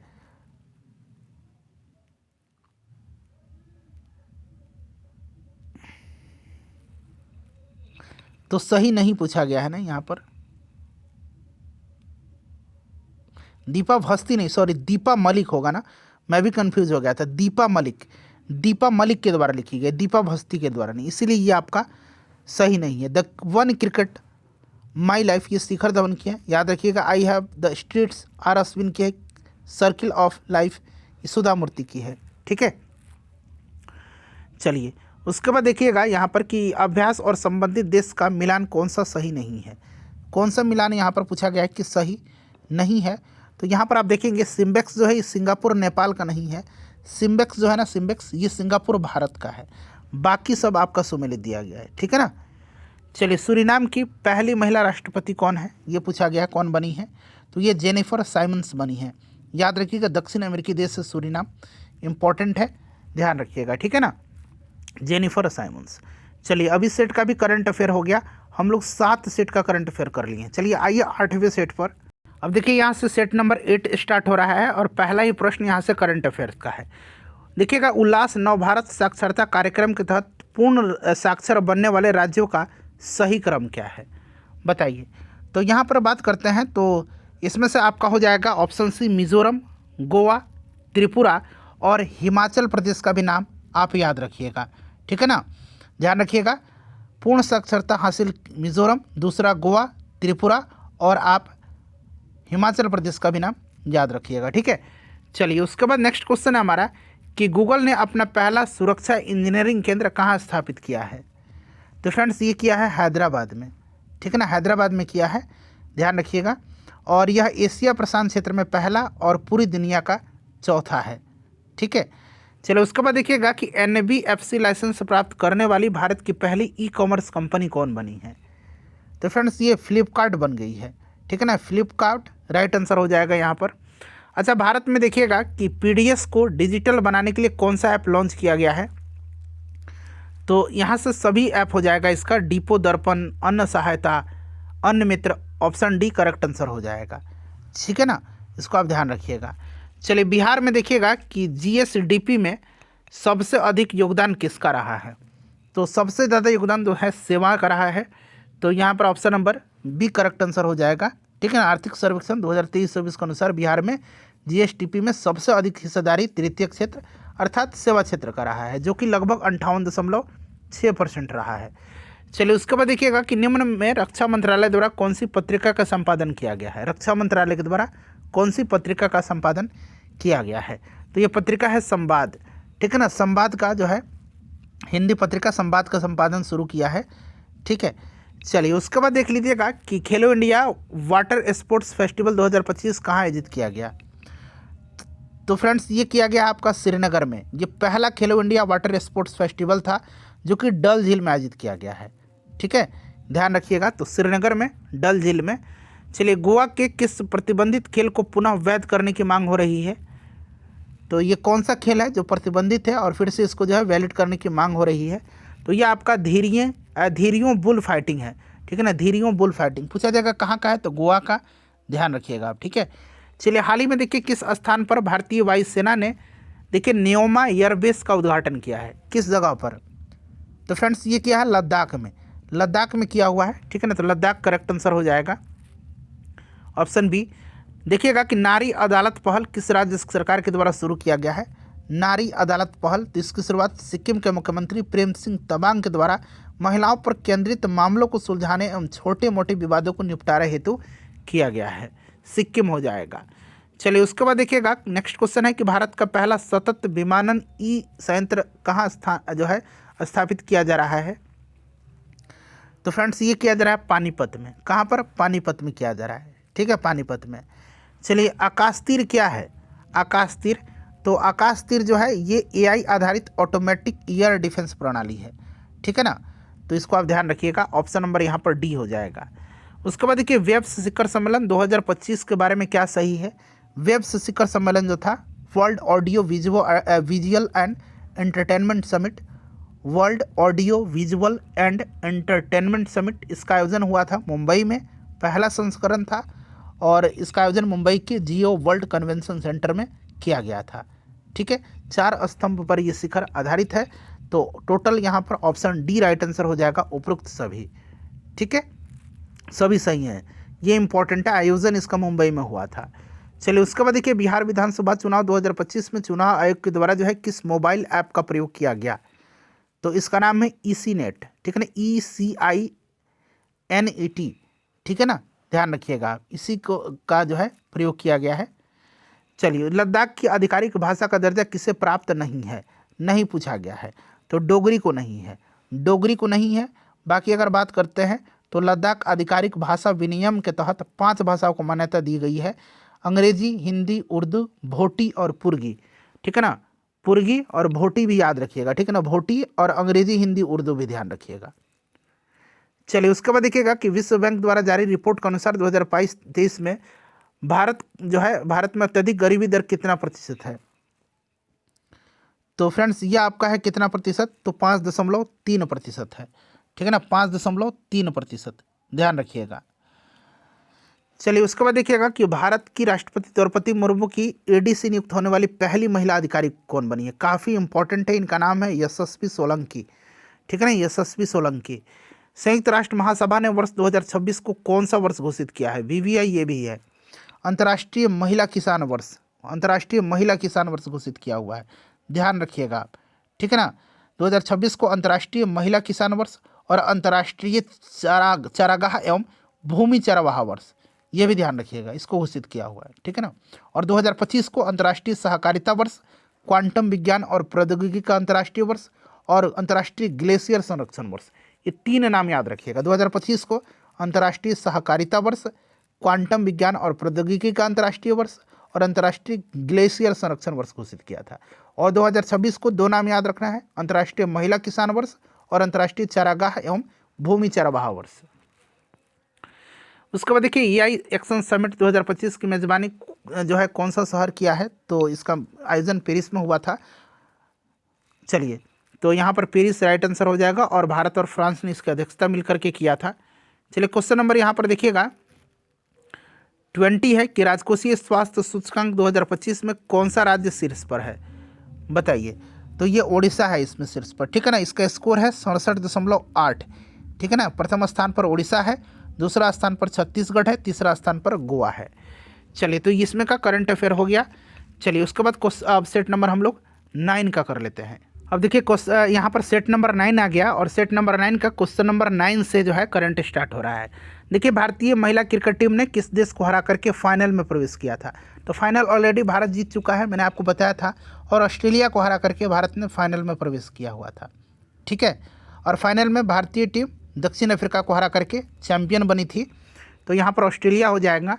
बिहार विधानसभा चुनाव 2025 के दूसरे चरण में कुल कितना प्रतिशत मतदान हुआ, अभी हमने पहला चरण देखा था, दूसरा चरण में जो है 69.2% जो है मतदान हुआ है, ठीक है, इसको आप ध्यान रखिएगा।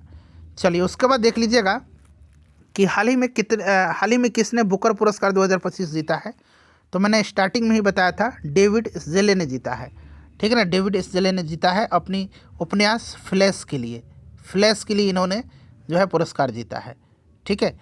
चलिए उसके बाद देखिएगा कि भारत ने ईरान में फंसे भारतीय छात्रों को वापस लाने के उद्देश्य से किस ऑपरेशन की शुरुआत किया था, तो ये ऑपरेशन कौन सा था, तो ऑपरेशन सिंधु है, ठीक है ना, ऑपरेशन सिंधु करेक्ट आंसर हो जाएगा, ऑपरेशन सिंधु, ठीक है, ऑपरेशन सिंधु करेक्ट आंसर हो जाएगा। अच्छा ऑपरेशन शिवा याद रखिएगा कि अमरनाथ गुफा मंदिर तक जाने वाले तीर्थ यात्रा मार्ग पर पूर्ण सुरक्षा प्रदान करने के लिए ऑपरेशन शिवा लॉन्च किया गया था, ठीक है।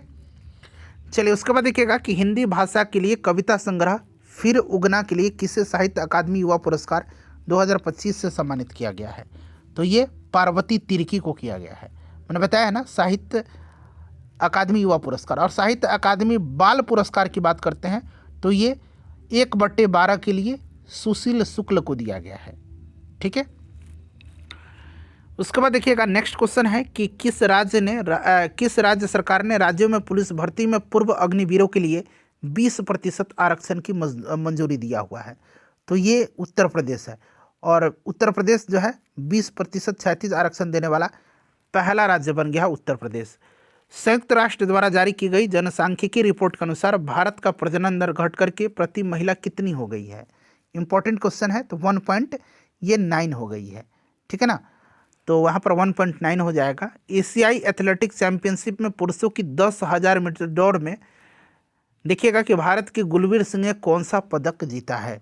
तो भारत के गुलवीर सिंह ने जो है स्वर्ण पदक जीता है। नाम इनका जरूर याद रखिएगा और इनका मेडल भी आप याद रखिएगा, ठीक है। उसके बाद देखिएगा नेक्स्ट क्वेश्चन है हमारा क्वेश्चन नंबर 17।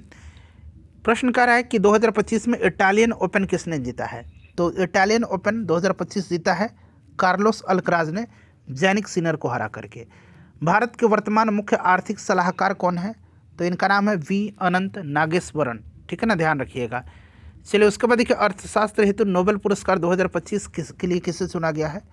तो आप देखेंगे इनमें से सभी हैं जोएल मोकिर, फिलिप अगियन और पीटर हाविट को, ठीक है ना। तो इसमें से ऑप्शन डी राइट आंसर हो जाएगा, ठीक है फ्रेंड्स। चलिए ये फ्रांस के हैं, कौन इसमें से यूएसए के हैं ये जोएल मोकिर। उसके बाद फिलिप अगियन फ्रांस के हैं और पीटर हाविट जो हैं ये कनाडा की हैं, ठीक है। चलिए उसके बाद देखिएगा कि प्रधानमंत्री मोदी द्वारा शुरू की जाने वाली राष्ट्रीय पांडुलिपि मिशन का नया नाम क्या है। तो ज्ञान भारतम मिशन है इसका नाम, ठीक है ना। क्या नाम है इसका, ज्ञान भारतम मिशन, ज्ञान भारतम मिशन। चलिए उसके बाद देखिएगा कि इंडिया जस्टिस रिपोर्ट 2025 के अनुसार प्रदर्शन के आधार पर शीर्ष स्थान पर कौन सा राज्य रहा है। शीर्ष स्थान पर जो राज्य रहा है उसका नाम कौन सा है, कर्नाटक है, कर्नाटक है, ठीक है ना। और छोटे राज्यों में बात करते हैं तो सिक्किम शीर्ष पर है। चलिए उसके बाद देखिएगा कि भारत का पहला एआई स्कूल लॉन्च करने वाला राज्य कौन है। तो एआई स्कूल जो है ये केरला है, पहला केरला का स्कूल है शांतिगिरी विद्या भवन केरला, तिरुवनंतपुरम में है। देश का पहला एआई सिटी पूछेगा तो लखनऊ में बनाया जा रहा है, ठीक है।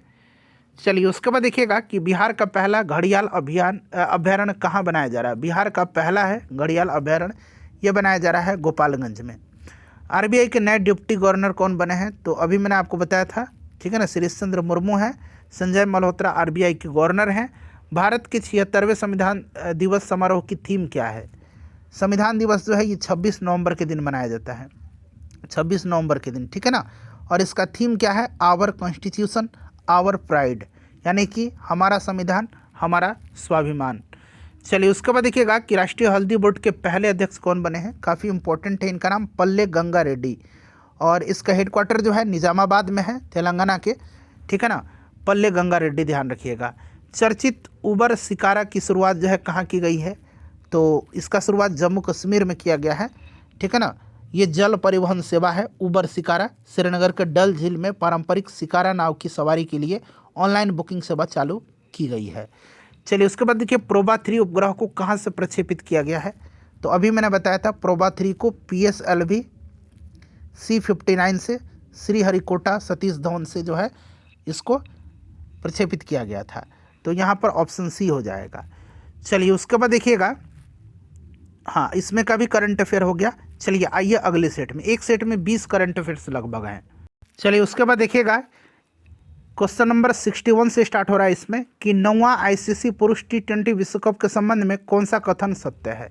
बताइए इसमें से कौन सा कथन जो है यहाँ पर पूछा गया है कि सत्य है। तो देखिए यहाँ पर ध्यान दीजिएगा, अगर इसमें से बात करते हैं तो उपरोक्त सभी सत्य है। देखिएगा इसमें से इसका आयोजन USA और वेस्ट इंडीज़ में किया गया।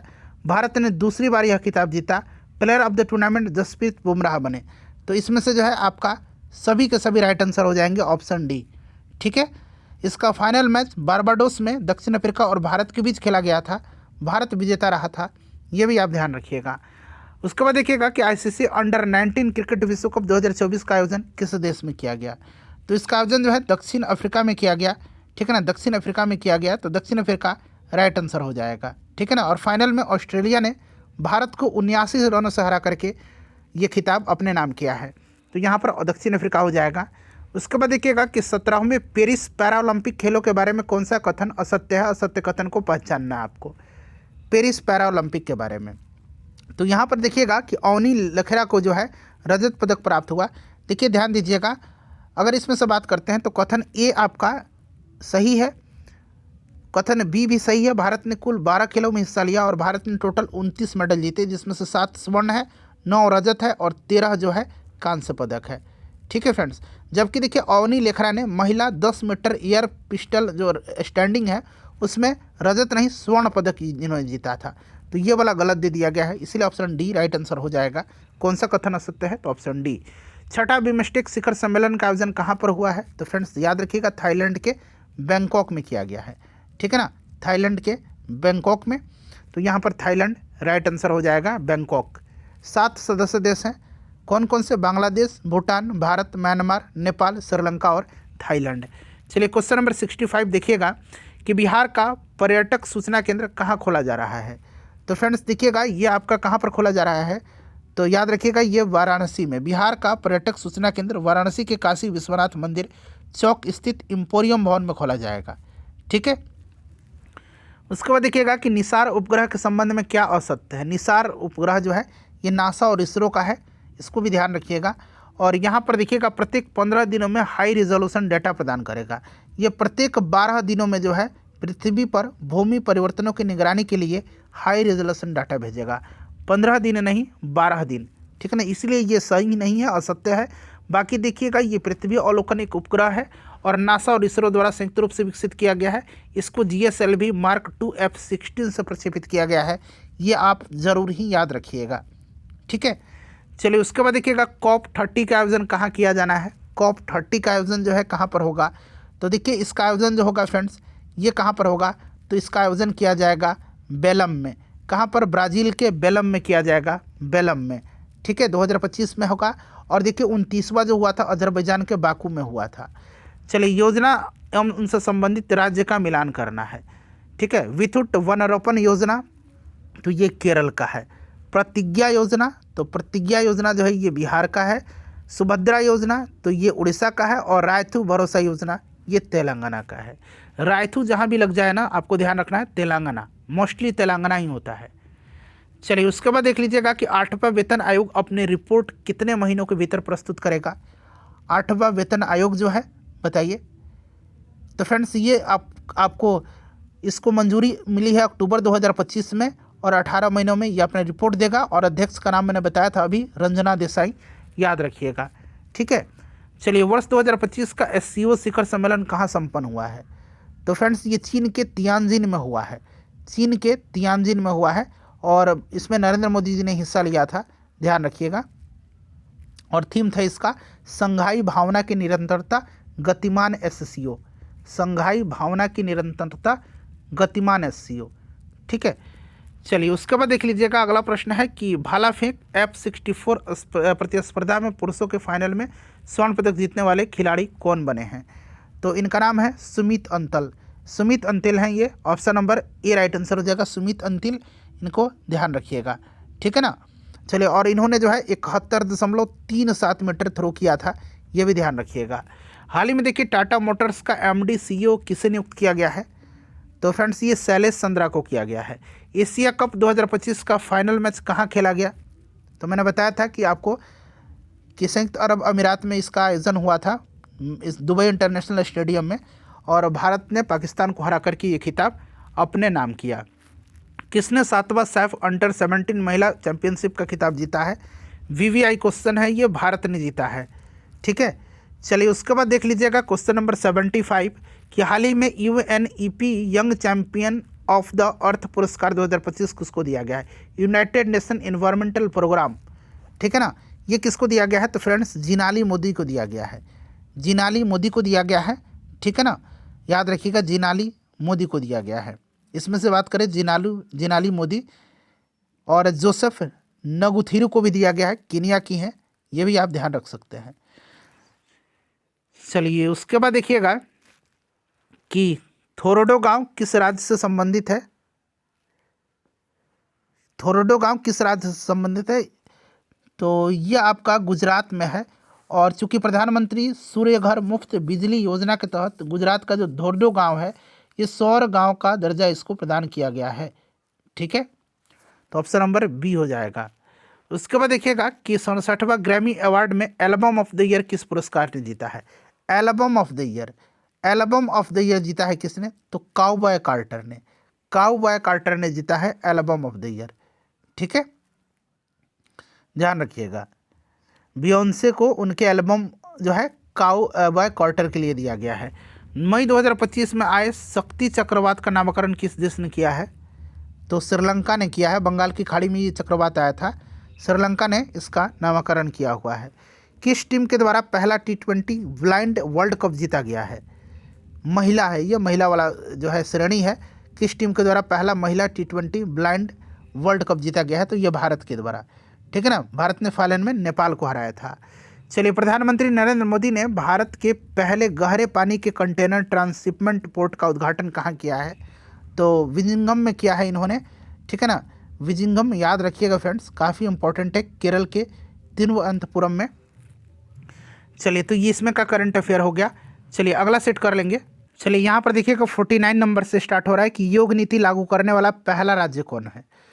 तो योग नीति लागू किया है उत्तराखंड ने, अभी मैंने आपको बताया है उत्तराखंड। उसके बाद देखिएगा कि किस देश के वैज्ञानिकों ने हाल ही में विस्मथ, गैलियम, टीन और सीसा जैसी धातुओं हेतु 2D शीट्स बनाने की विधि खोजी है? तो ये चाइना के साइंटिस्ट हैं, चाइना के वैज्ञानिक। तो यहाँ पर चाइना राइट आंसर हो जाएगा। उसके बाद देखिए, ऑनलाइन बाल शोषण में शामिल साइबर अपराध नेटवर्क को खत्म करने के लिए कौन सा ऑपरेशन शुरू किया गया है? तो इसका नाम है ऑपरेशन हॉक, ठीक है ना। सीबीआई के द्वारा जो है, जो सीबीआई है, केंद्रीय जांच ब्यूरो, उसी ने अमेरिका से प्राप्त इनपुट के आधार पर ऑपरेशन हॉक शुरू किया हुआ है, ठीक है। चलिए उसके बाद देखिएगा कि इसरो ने 63वें PSLV मिशन का विफलता का कारण क्या था? तो ये मिशन विफल हुआ था और ये भारत का 101वां अंतरिक्ष मिशन था और 63वां PSLV मिशन रॉकेट के तीसरे चरण में खराबी के कारण ये विफल हो गया, ठीक है। और इसका कारण था तीसरे चरण में खराबी, ठीक है ना। चलिए उसके बाद देखिएगा कि पपुआ न्यू गिनी ने WHO को स्वास्थ्य आपातकाल की घोषणा, पपुआ न्यू गिनी में WHO को स्वास्थ्य आपातकाल की घोषणा क्यों करनी पड़ी? तो पोलियो वायरस के प्रकोप बढ़ने के कारण, ठीक है ना। पोलियो वायरस के प्रकोप बढ़ने के कारण, क्लियर, ध्यान रखिएगा। तो यहाँ पर आपका right answer option number A correct answer हो जाएगा। चलिए उसके बाद देखिएगा कि भारत के 26वें मुख्य चुनाव आयुक्त कौन हैं? तो ज्ञानेश जी हैं, ज्ञानेश कुमार, ठीक है। चलिए उसके बाद देखिएगा कि परिवर्तित नामों का कौन सा मिलान यहाँ पर गलत है? तो सबसे पहले देखिएगा, इसमें से मैं गलत आपको बता देता हूँ। पुराने संसद भवन संविधान भवन, ये गलत है। पुराने संसद भवन का नाम संविधान सदन किया गया है, ना कि संविधान भवन, ठीक है। नया संसद भवन सेंट्रल विस्टा पुनर्विकास परियोजना का हिस्सा है, जिसके वास्तुकार बिमल पटेल हैं। Fort William Vijaydurg, port Blair Shri Vijayapuram, fort William का नाम आप जरूर याद रखिए, इसका परिवर्तित नाम विजयदुर्ग है। चलिए उसके बाद बिहार के किस उत्पाद को हाल ही में GI टैग दिया गया है? तो ये आपका स्टोन आर्ट है, स्टोन आर्ट। बिहार के गया जिले में जो है ये आपका नीमचक बथानी प्रखंड है, वहीं पर एक पत्थर कटी गांव वाले गांव का ही काले ग्रेनाइट पत्थर से बनाया गया मूर्तियों को बनाने का एक आर्ट है ये, ठीक है। चलिए उसके बाद देखिएगा कि शांति के क्षेत्र में नोबेल पुरस्कार 2025 किससे सम्मानित किया गया है? तो इनका नाम क्या है? इनका नाम है फ्रेंड्स मारिया कोरिना मचादो। ये कहाँ की हैं? तो जगह भी इनका याद रखना है, नाम इन किस देश की हैं? ये वेनेजुएला की हैं, ठीक है। चलिए क्वेश्चन नंबर 58 यहाँ पर है। देखिए क्वेश्चन नंबर 58 है कि 36वां नाटो शिखर सम्मेलन का आयोजन कहाँ किया जाएगा? तो तुर्की के अंकारा में होगा 2026 में। 2025 में 35वां नाटो शिखर सम्मेलन हुआ था, कहाँ पर? न्यूजीलैंड के, कहाँ पर हुआ था? द हेग में हुआ था ना, नीदरलैंड के द हेग में हुआ था, ठीक है। चलिए तो ये अंकारा में होगा, टर्की का। लेखक और पुस्तकों का कौन सा जोड़ा सही नहीं है? यहाँ पर सही नहीं है ये पूछा गया है। तो यहाँ पर देखिएगा आप कि लाइफ ऑन मार्स क्लेटेड स्टोरीज, ये जो है आपका लाइफ ऑन मार्स क्लेटेड स्टोरी जो है ना, ये पुस्तक नमिता गोखले ने लिखा हुआ है, ठीक है ना, इसलिए ये सही नहीं है। बाकी ये सब सही दिया गया है, ठीक है। उसके बाद देखिएगा कि हाल ही में जारी किए गए ऐप और उनसे जारीकर्ता का सही मिलान करना है आपको। तो देखिएगा सचेत ऐप की बात करते हैं तो आपदा प्रबंधन प्राधिकरण का है। रेलवन ऐप रेल मंत्रालय का है। सारथी ऐप जो है ना, सारथी ऐप ये आपका सेबी का है, ध्यान रखिएगा, सेबी का है। और सक्षम ऐप निर्वाचन आयोग का है, याद रख लीजिएगा। तो ये आपका मिलान हो जाएगा, मिलान कर लीजिए। चलिए उसके बाद एशिया कप 2025 जीतने के साथ ही BCCI ने भारतीय टीम के लिए कितने रुपये पुरस्कार की घोषणा की गई है? तो 21 करोड़ रुपया यहाँ पर करेक्ट आंसर हो जाएगा, ठीक है। BCCI के वर्तमान अध्यक्ष मिथुन मनहास हैं, अभी याद रखिएगा आप, ठीक है। चलिए IMF के प्रबंध निदेशक पूछा गया है, तो क्रिस्टलिना जॉर्जिएवा है, ठीक है। तो क्रिस्टलिना जॉर्जिएवा राइट आंसर हो जाएगा, यहाँ पर ऑप्शन नंबर डी हो जाएगा। IMF का हेडक्वार्टर वाशिंगटन DC में है। चलिए उसके बाद देखिए भारत ने फाइनल में किस देश को हराकर लगातार दूसरा बार महिला कबड्डी वर्ल्ड कप जीता है। तो ये चीनी ताइपे को हरा करके जीता था, चीनी ताइपे को, ठीक है ना, चीनी ताइपे को याद रखिएगा। और ढाका में जो है ये हुआ था, तो चीनी Taipei. Henle and partners wealth report 2025 के अनुसार कौन सा अंतर्राष्ट्रीय शहर दुनिया का सबसे महंगा शहर है? तो ये मोनाको है। वेटिकन सिटी के बाद यह दुनिया का दूसरा सबसे छोटा देश है, ठीक है, मोनाको। चलिए ऑप्शन नंबर सी हो जाएगा। उसके बाद देखिएगा कि सांख्यिकी मंत्रालय ने फरवरी 2026 में जारी होने वाली नई जीडीपी सीरीज के लिए कौन सा आधार वर्ष जो है प्रस्तावित किया है? तो ये वित्त वर्ष 2022-23 को जो है आधार वर्ष प्रस्तावित किया गया है। और मौजूदा आधार वर्ष 11-12 है, 2011-12 जो बदल जाएगा, और 2022-23 अब आपको ध्यान रखना है। चलिए उसके बाद देखिए खेलो इंडिया यूथ गेम्स 2025 का आयोजन कहाँ किया गया था? तो खेलो इंडिया यूथ गेम्स 2025 का आयोजन जो है ये कहाँ पर किया गया था? तो फ्रेंड्स ये किया गया था बिहार में। अभी मैंने बताया था गजसिम्बा इसका शुभंकर था, बिहार 15वां स्थान पर था। 3R का संबंध किससे है? तो 3R सर्कुलर इकोनॉमी से है। 3R का मतलब होता है, मतलब 3R है 3R, इसका मतलब है रिड्यूस, रीयूज और रिसाइकिल, ठीक है। चलिए देखिएगा कि वर्ल्ड हैप्पीनेस इंडेक्स 2025 में भारत की रैंकिंग क्या है? तो भारत का स्थान इसमें 118वां है, और इसमें फिनलैंड पहले नंबर पर है, इस चीज़ को ध्यान रखिएगा, ठीक है। चलिए तो यहाँ पर आपका राइट आंसर हो जाएगा आपका 118वां, ठीक है, 118वां राइट आंसर हो जाएगा, ठीक है फ्रेंड्स।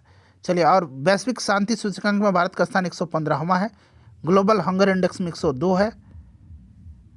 चलिए ग्लोबल जेंडर गैप इंडेक्स में 131वां है।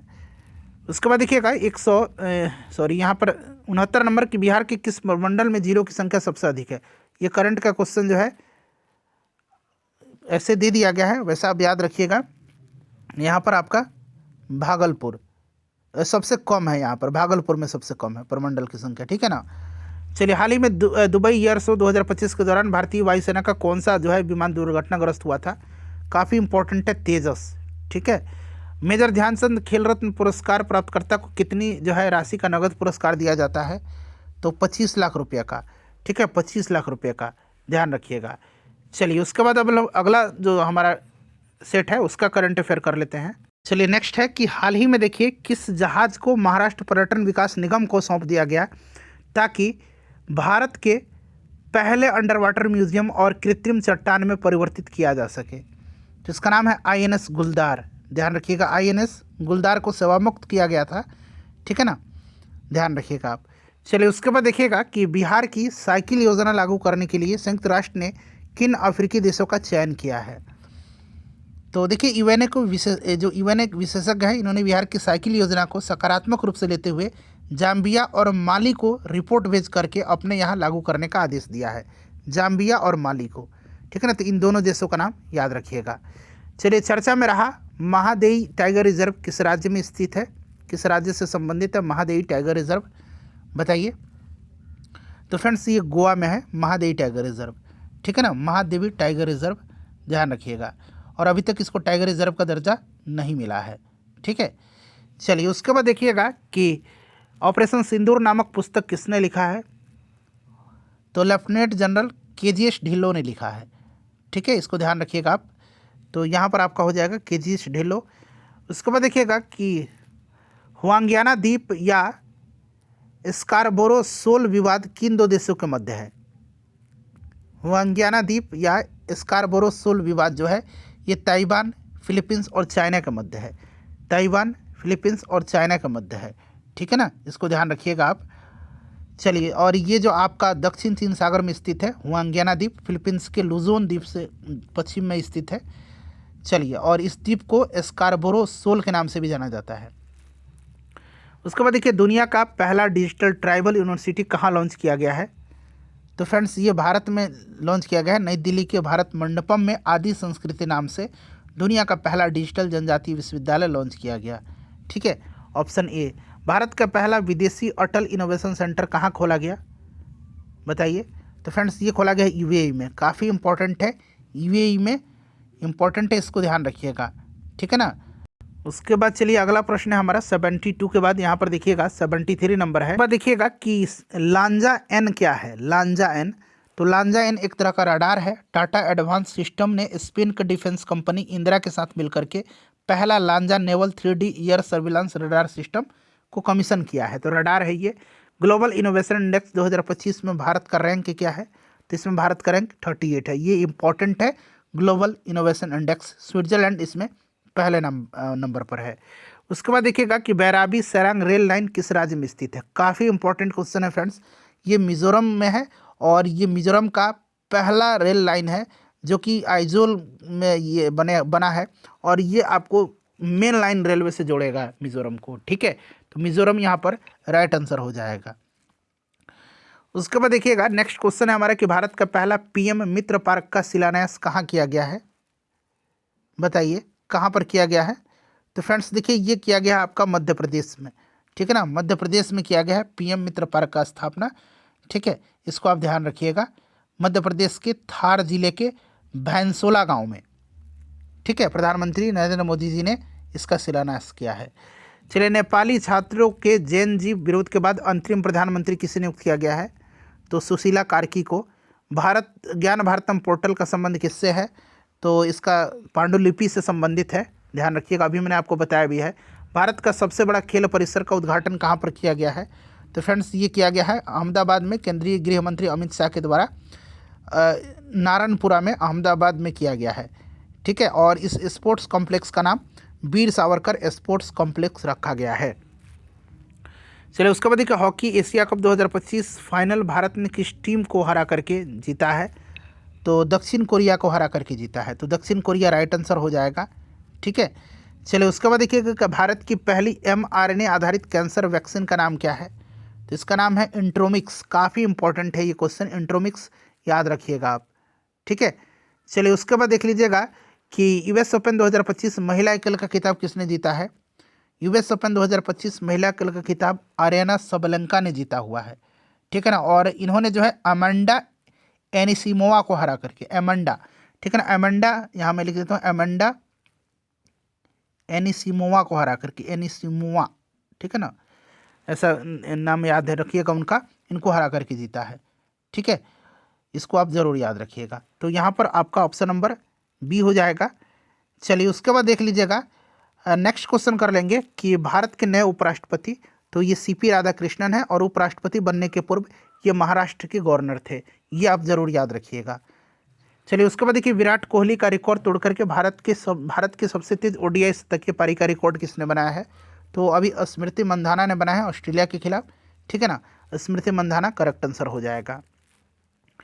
चलिए उसके बाद देख लीजिएगा कि 2025 का बैलन डी'ओर पुरस्कार पुरुष वर्ग में किसे दिया गया है? तो पुरुष वर्ग में दिया गया उस्मान डिम्बेले को, ये फ्रांस के हैं। ठीक है ना, और महिला में पूछेगा तो ये कौन है महिला वर्ग में? महिला वर्ग में कोई बोनमाती करके नाम है उनका। ठीक है ना, याद रखिएगा, यहाँ पर देखिए नाम दिया भी गया एताना बोनमाती, और पुरुष वर्ग में दिया गया उस्मान डिम्बेले को। ठीक है, चलिए तो ये आपका हो गया ये वाला सेट। चलिए अगला सेट के करंट के प्रश्नों को करते हैं। चलिए उसके बाद सेट नंबर 13 आ गया। 12 सेट हमने कंप्लीट कर लिया है। देखिए पहला प्रश्न ही करंट का है कि 69वां बैलन डी'ओर अवार्ड्स में सर्वश्रेष्ठ महिला फुटबॉलर का अवार्ड किसे दिया गया? तो अभी मैंने आपको पुरुष का भी बताया है, महिला का भी बताया है। तो ये स्पेन की एताना बोनमाती हैं, ध्यान रखिएगा। चलिए 2025 का यूएस ओपन के पुरुष एकल का खिताब किसने जीता है? तो कार्लोस अल्कराज ने जीता हुआ है। ठीक है, चलिए उसके बाद देख लीजिएगा कि हाल ही में किसे इंदिरा गांधी शांति पुरस्कार से सम्मानित किया गया है? तो ये चिली की पहली महिला राष्ट्रपति हैं। इनका नाम क्या है? मिशेल बेचलेट है। ठीक है ना, याद रखिएगा, चिली की हैं ये। जीएसटी 2.0 के तहत कितने टैक्स स्लैब तय किए गए हैं? तो यहाँ पर आपका राइट आंसर क्या हो जाएगा? मेनली दो ही टैक्स स्लैब है, एक आपका 5%, एक 18% और एक 40% भी है। ठीक है ना, इसलिए यहाँ पर जो है आप मेनली दो ही याद रखिएगा, हालांकि कुछ वस्तुओं पर 40% किया गया है। ठीक है, चलिए नेक्स्ट क्वेश्चन है हमारा कि 20 नवंबर 2025 को पटना के गांधी मैदान में आयोजित नीतीश कुमार के शपथ ग्रहण समारोह में कुल कितने कैबिनेट मंत्रियों ने शपथ लिया था? ये पूछा गया। तो 26 मंत्री ने। ठीक है ना, 26 यहाँ पर राइट आंसर हो जाएगा। और बिहार का मंत्रिमंडल मैंने कराया भी हुआ है। चलिए ज्वालामुखी और देश से संबंधित कौन सा जोड़ा सही सुमेलित है यहाँ पर? चलिए एक एक करके देख लेते हैं। सॉरी, सही सुमेलित नहीं है ना, ये पूछा गया है। तो यहाँ पर देखिएगा कि आपका ये क्रेसिनिको जो है ये चाइना का नहीं है, ये आपका कहाँ पर है, तो ये आपका कहाँ पर है, रूस का है, ठीक है ना। ये चाइना का नहीं, ये रूस का है, इसलिए ये सही नहीं है। बाकी देख लीजिए, बाकी ये सही दिया गया है। बैरन द्वीप में ध्यान रखिएगा, ये आपका विस्फोट हुआ है। चलिए उसके बाद देखिएगा कि अगस्त 2025 प्रवर्तन निदेशालय ने आर्थिक अपराधों के खिलाफ वैश्विक स्तर पर पहली बार इंटरपोल के जरिए कौन सा नोटिस जारी करवाया है, तो इसका नाम है पर्पल नोटिस, ठीक है ना। पर्पल नोटिस यहाँ पर राइट आंसर हो जाएगा, ठीक है। चलिए उसके बाद देखिएगा कि 2025 का सरस्वती सम्मान किसे प्रदान किया गया है, तो 2025 का सरस्वती सम्मान जो है ये साधु भद्रेश दास को दिया गया है, ठीक है ना, साधु भद्रेश दास, ध्यान रखिएगा। चलिए उसके बाद देखिए, भारत का पहला स्वदेशी रूप से विकसित माइक्रो प्रोसेसर चिप का नाम काफ़ी इंपॉर्टेंट है, इसका नाम विक्रम है, ठीक है ना, इसका नाम विक्रम है, ठीक है। चलिए उसके बाद क्वेश्चन नंबर 10 देखिएगा कि दुनिया, यहाँ पर देखिए 2025 एशियन रेसलिंग चैंपियनशिप में भारत ने कुल कितने मेडल प्राप्त किए हैं, तो देखिए इसका आयोजन जॉर्डन में किया गया था, जॉर्डन के अम्मान में, और भारत ने टोटल 10 मेडल इसमें जो है हासिल किए हुए हैं, ठीक है ना, 10 मेडल, जिसमें से 1 स्वर्ण है, 3 रजत है और 6 कांस्य पदक है, ठीक है। दुनिया का पहला 3D प्रिंटेड रेलवे स्टेशन कहाँ बनाया गया है, तो फ्रेंड्स ये जापान में, ठीक है ना, जापान में बनाया गया है, और इसका नाम है हत्सुशिमा स्टेशन। क्या नाम लिखा गया है, हत्सुशिमा, हत्सुशिमा स्टेशन, ठीक है ना। चलिए उसके बाद देखिएगा कि IBSF वर्ल्ड बिलियर्ड्स 2025 का खिताब किसने जीता है, तो फ्रेंड्स ये सौरभ कोठारी ने जीता है, ठीक है ना, सौरभ कोठारी ने जीता है, सौरभ कोठारी ने जीता है पंकज अडवाणी को हरा करके, ठीक है। और इसका आयोजन आयरलैंड में 2025 में किया गया था, ध्यान रखिएगा। चलिए छठे राष्ट्रीय जल पुरस्कार 2024 में सर्वश्रेष्ठ राज्य घोषित किया गया है किसको, तो सर्वश्रेष्ठ राज्य महाराष्ट्र को घोषित किया गया है, दूसरे स्थान पर गुजरात है, तीसरा स्थान पर हरियाणा है, ठीक है फ्रेंड्स, ध्यान रखिएगा। और बिहार को राष्ट्रीय जल पुरस्कार 2025 के तहत जल संरक्षण कार्यकर्ता बिहार के हैं श्री किशोर जायसवाल को सम्मानित किया गया है, तो ये नाम आप जरूर याद रखिएगा, श्री किशोर जायसवाल को, बिहार की ये जल संरक्षण कार्यकर्ता हैं, इनको सम्मानित किया गया है, ठीक है। चलिए उसके बाद देखिएगा, अगला प्रश्न है कि भारत का 89वां शतरंज ग्रैंड मास्टर कौन बने हैं, तो एस रोहित कृष्णन है ये, ठीक है, एस रोहित कृष्णन है। उसके बाद देखिएगा कि 134वीं डूरंड कप 2025 का खिताब किसने जीता है, तो फ्रेंड्स ये नॉर्थ ईस्ट यूनाइटेड ने जीता है। मिस यूनिवर्स इंडिया 2025 का जो है खिताब किसने जीता है, तो मनिका विश्वकर्मा ने जीता है। पहले खेलो इंडिया वाटर गेम्स 2025 में प्रथम स्थान पर कौन सा राज्य रहा है, तो फ्रेंड्स देखिए इसका आयोजन श्रीनगर के डल झील में हुआ था, जैसे मैंने बताया है, और मध्य प्रदेश इसमें पहले नंबर पर रहा था। मध्य प्रदेश ने टोटल 18 मेडल जीते थे, ठीक है। चलिए उड़ीसा दूसरे पर, केरल तीसरे पर रहा था। उसके बाद नेक्स्ट क्वेश्चन है कि विश्व शौचालय दिवस का थीम क्या है, शौचालय दिवस मनाया कब जाता है, तो फ्रेंड्स प्रतिवर्ष 19 नवंबर को विश्व शौचालय दिवस मनाया जाता है, और इसका थीम था sanitation in a changing world, ठीक है ना, sanitation in a changing world. उसके बाद देखिएगा कि वर्ष 2026 का बैडमिंटन विश्व चैंपियनशिप कहाँ होगा, तो 2026 का मेज़बानी भारत करेगा, नई दिल्ली में होगा, ठीक है ना। हाल ही में देखिएगा कि वित्त मंत्रालय के व्यय विभाग के महालेखा नियंत्रक का पदभार किसको जो है दिया गया है, तो ये किसको दिया गया है, काफ़ी इम्पोर्टेंट है, इनका नाम है TCA कल्याणी, ठीक है ना, TCA कल्याणी, याद रखिएगा, ये CGA बनी है भारत की, ठीक है, महालेखा नियंत्रक। चलिए अगला सेट का क्वेश्चन कर लेंगे। चलिए उसके बाद देखिएगा कि mother Mary comes to me, ये किसकी पुस्तक है, तो अभी मैंने आपको बताया था फ्रेंड्स कि ये पुस्तक है अरुंधति रॉय की। किसकी पुस्तक है, अरुंधति रॉय की है, ठीक है ना, तो यहाँ पर देखिए अरुंधति रॉय करेक्ट आंसर हो जाएगा, काफ़ी इंपॉर्टेंट है, ध्यान रखिएगा आप, ठीक है। चलिए उसके बाद देखिएगा कि भारत का पहला गीत संरक्षण पोर्टल कहाँ लॉन्च हुआ है, ये भी प्रश्न इंपॉर्टेंट है, तो असम में। उसके बाद देखिएगा माधव गोपाल कामत का संबंध किस खेल से है, माधव गोपाल कामत का संबंध किस खेल से है, ये पूछा गया है, तो इनका संबंध स्क्रैबल से है, ठीक है ना, स्क्रैबल से है, दिल्ली के रहने वाले हैं, और इन्होंने मलेशिया के कुआलालंपुर में आयोजित वार्षिक टूर्नामेंट के 20वें संस्करण में शीर्ष स्थान हासिल किया है। थाईलैंड का नया प्रधानमंत्री किसे बनाया गया है, तो इनका नाम है अनुतिन चारना विराकुल, ठीक है ना, चारण विराकुल, अनुतिन चारना विराकुल। देवरीगढ़, यहाँ पर देखिए देवरीगढ़ बाघ अभयारण्य पूछा गया, काफ़ी इंपॉर्टेंट है, कहाँ पर है, देवरीगढ़, तो देवरीगढ़ उड़ीसा में है, ठीक है ना, उड़ीसा में है, इसको ध्यान रखिएगा, उड़ीसा में है। ठीक है। चलिए उसके बाद देखिएगा कि हाल ही में भूमि अभिलेखों का डिजिटलीकरण करने वाली पहली आदिवासी परिषद कौन बनी है, तो ये बोडोलैंड हो जाएगा। नेक्स्ट क्वेश्चन है कि पृथ्वी पर शीतोष्ण कटिबंधीय क्षेत्र कितने डिग्री अक्षांशों के बीच का क्षेत्र कहलाता है, ये आपसे पूछ लिया गया है। तो ये करंट का तो नहीं है, बट यहाँ पर देख लीजिए, मैं आपको बता दे रहा हूँ। इसका जो आंसर हो जाएगा फ्रेंड्स, वो आपका हो जाएगा ऑप्शन नंबर बी। चलिए उसके बाद देखिए, दुनिया का पहला जो है यहाँ पर कि सिरेमिक अपशिष्ट पार्क कहाँ खोलने की घोषणा हुई है, तो ये भारत में हुई है। ठीक है, भारत में सिरेमिक पार्क उत्तर प्रदेश में जो है, ये आपका बुलंदशहर जिला के खुर्जा में अनोखी दुनिया के नाम से बनाया गया है। उसके बाद देखिए, सिद्ध 2.0 किस मंत्रालय के द्वारा लॉन्च किया गया है, तो सिद्ध 2.0 ये आयुष मंत्रालय के द्वारा लॉन्च किया गया है। ठीक है। चलिए उसके बाद देखिए, दुनिया की पहली एआई मंत्री का नाम क्या है। एआई मंत्री बनी है कहाँ पर, तो देश का भी नाम याद रखिएगा, ये देश अल्बानिया है और इसका नाम डिएला रखा गया है, डिएला। और किस देश में, तो अल्बानिया में, अल्बानिया। ठीक है। चलिए उसके बाद देखिएगा, यहाँ पर अगला है यहाँ पर कि पीवी नरसिम्हा राव पुरस्कार किसको दिया गया है, तो ये डॉक्टर मनमोहन सिंह को दिया गया है पीवी नरसिम्हा राव पुरस्कार 2025 में। उसके बाद देखिएगा, एडफाल्सी वैक्स वैक्सीन किस बीमारी से संबंधित है, तो एडफाल्सी वैक्स वैक्सीन ये भारत का पहला स्वदेशी बहुचरण मलेरिया का टीका है। ठीक है, तो यहाँ पर आपका मलेरिया हो जाएगा।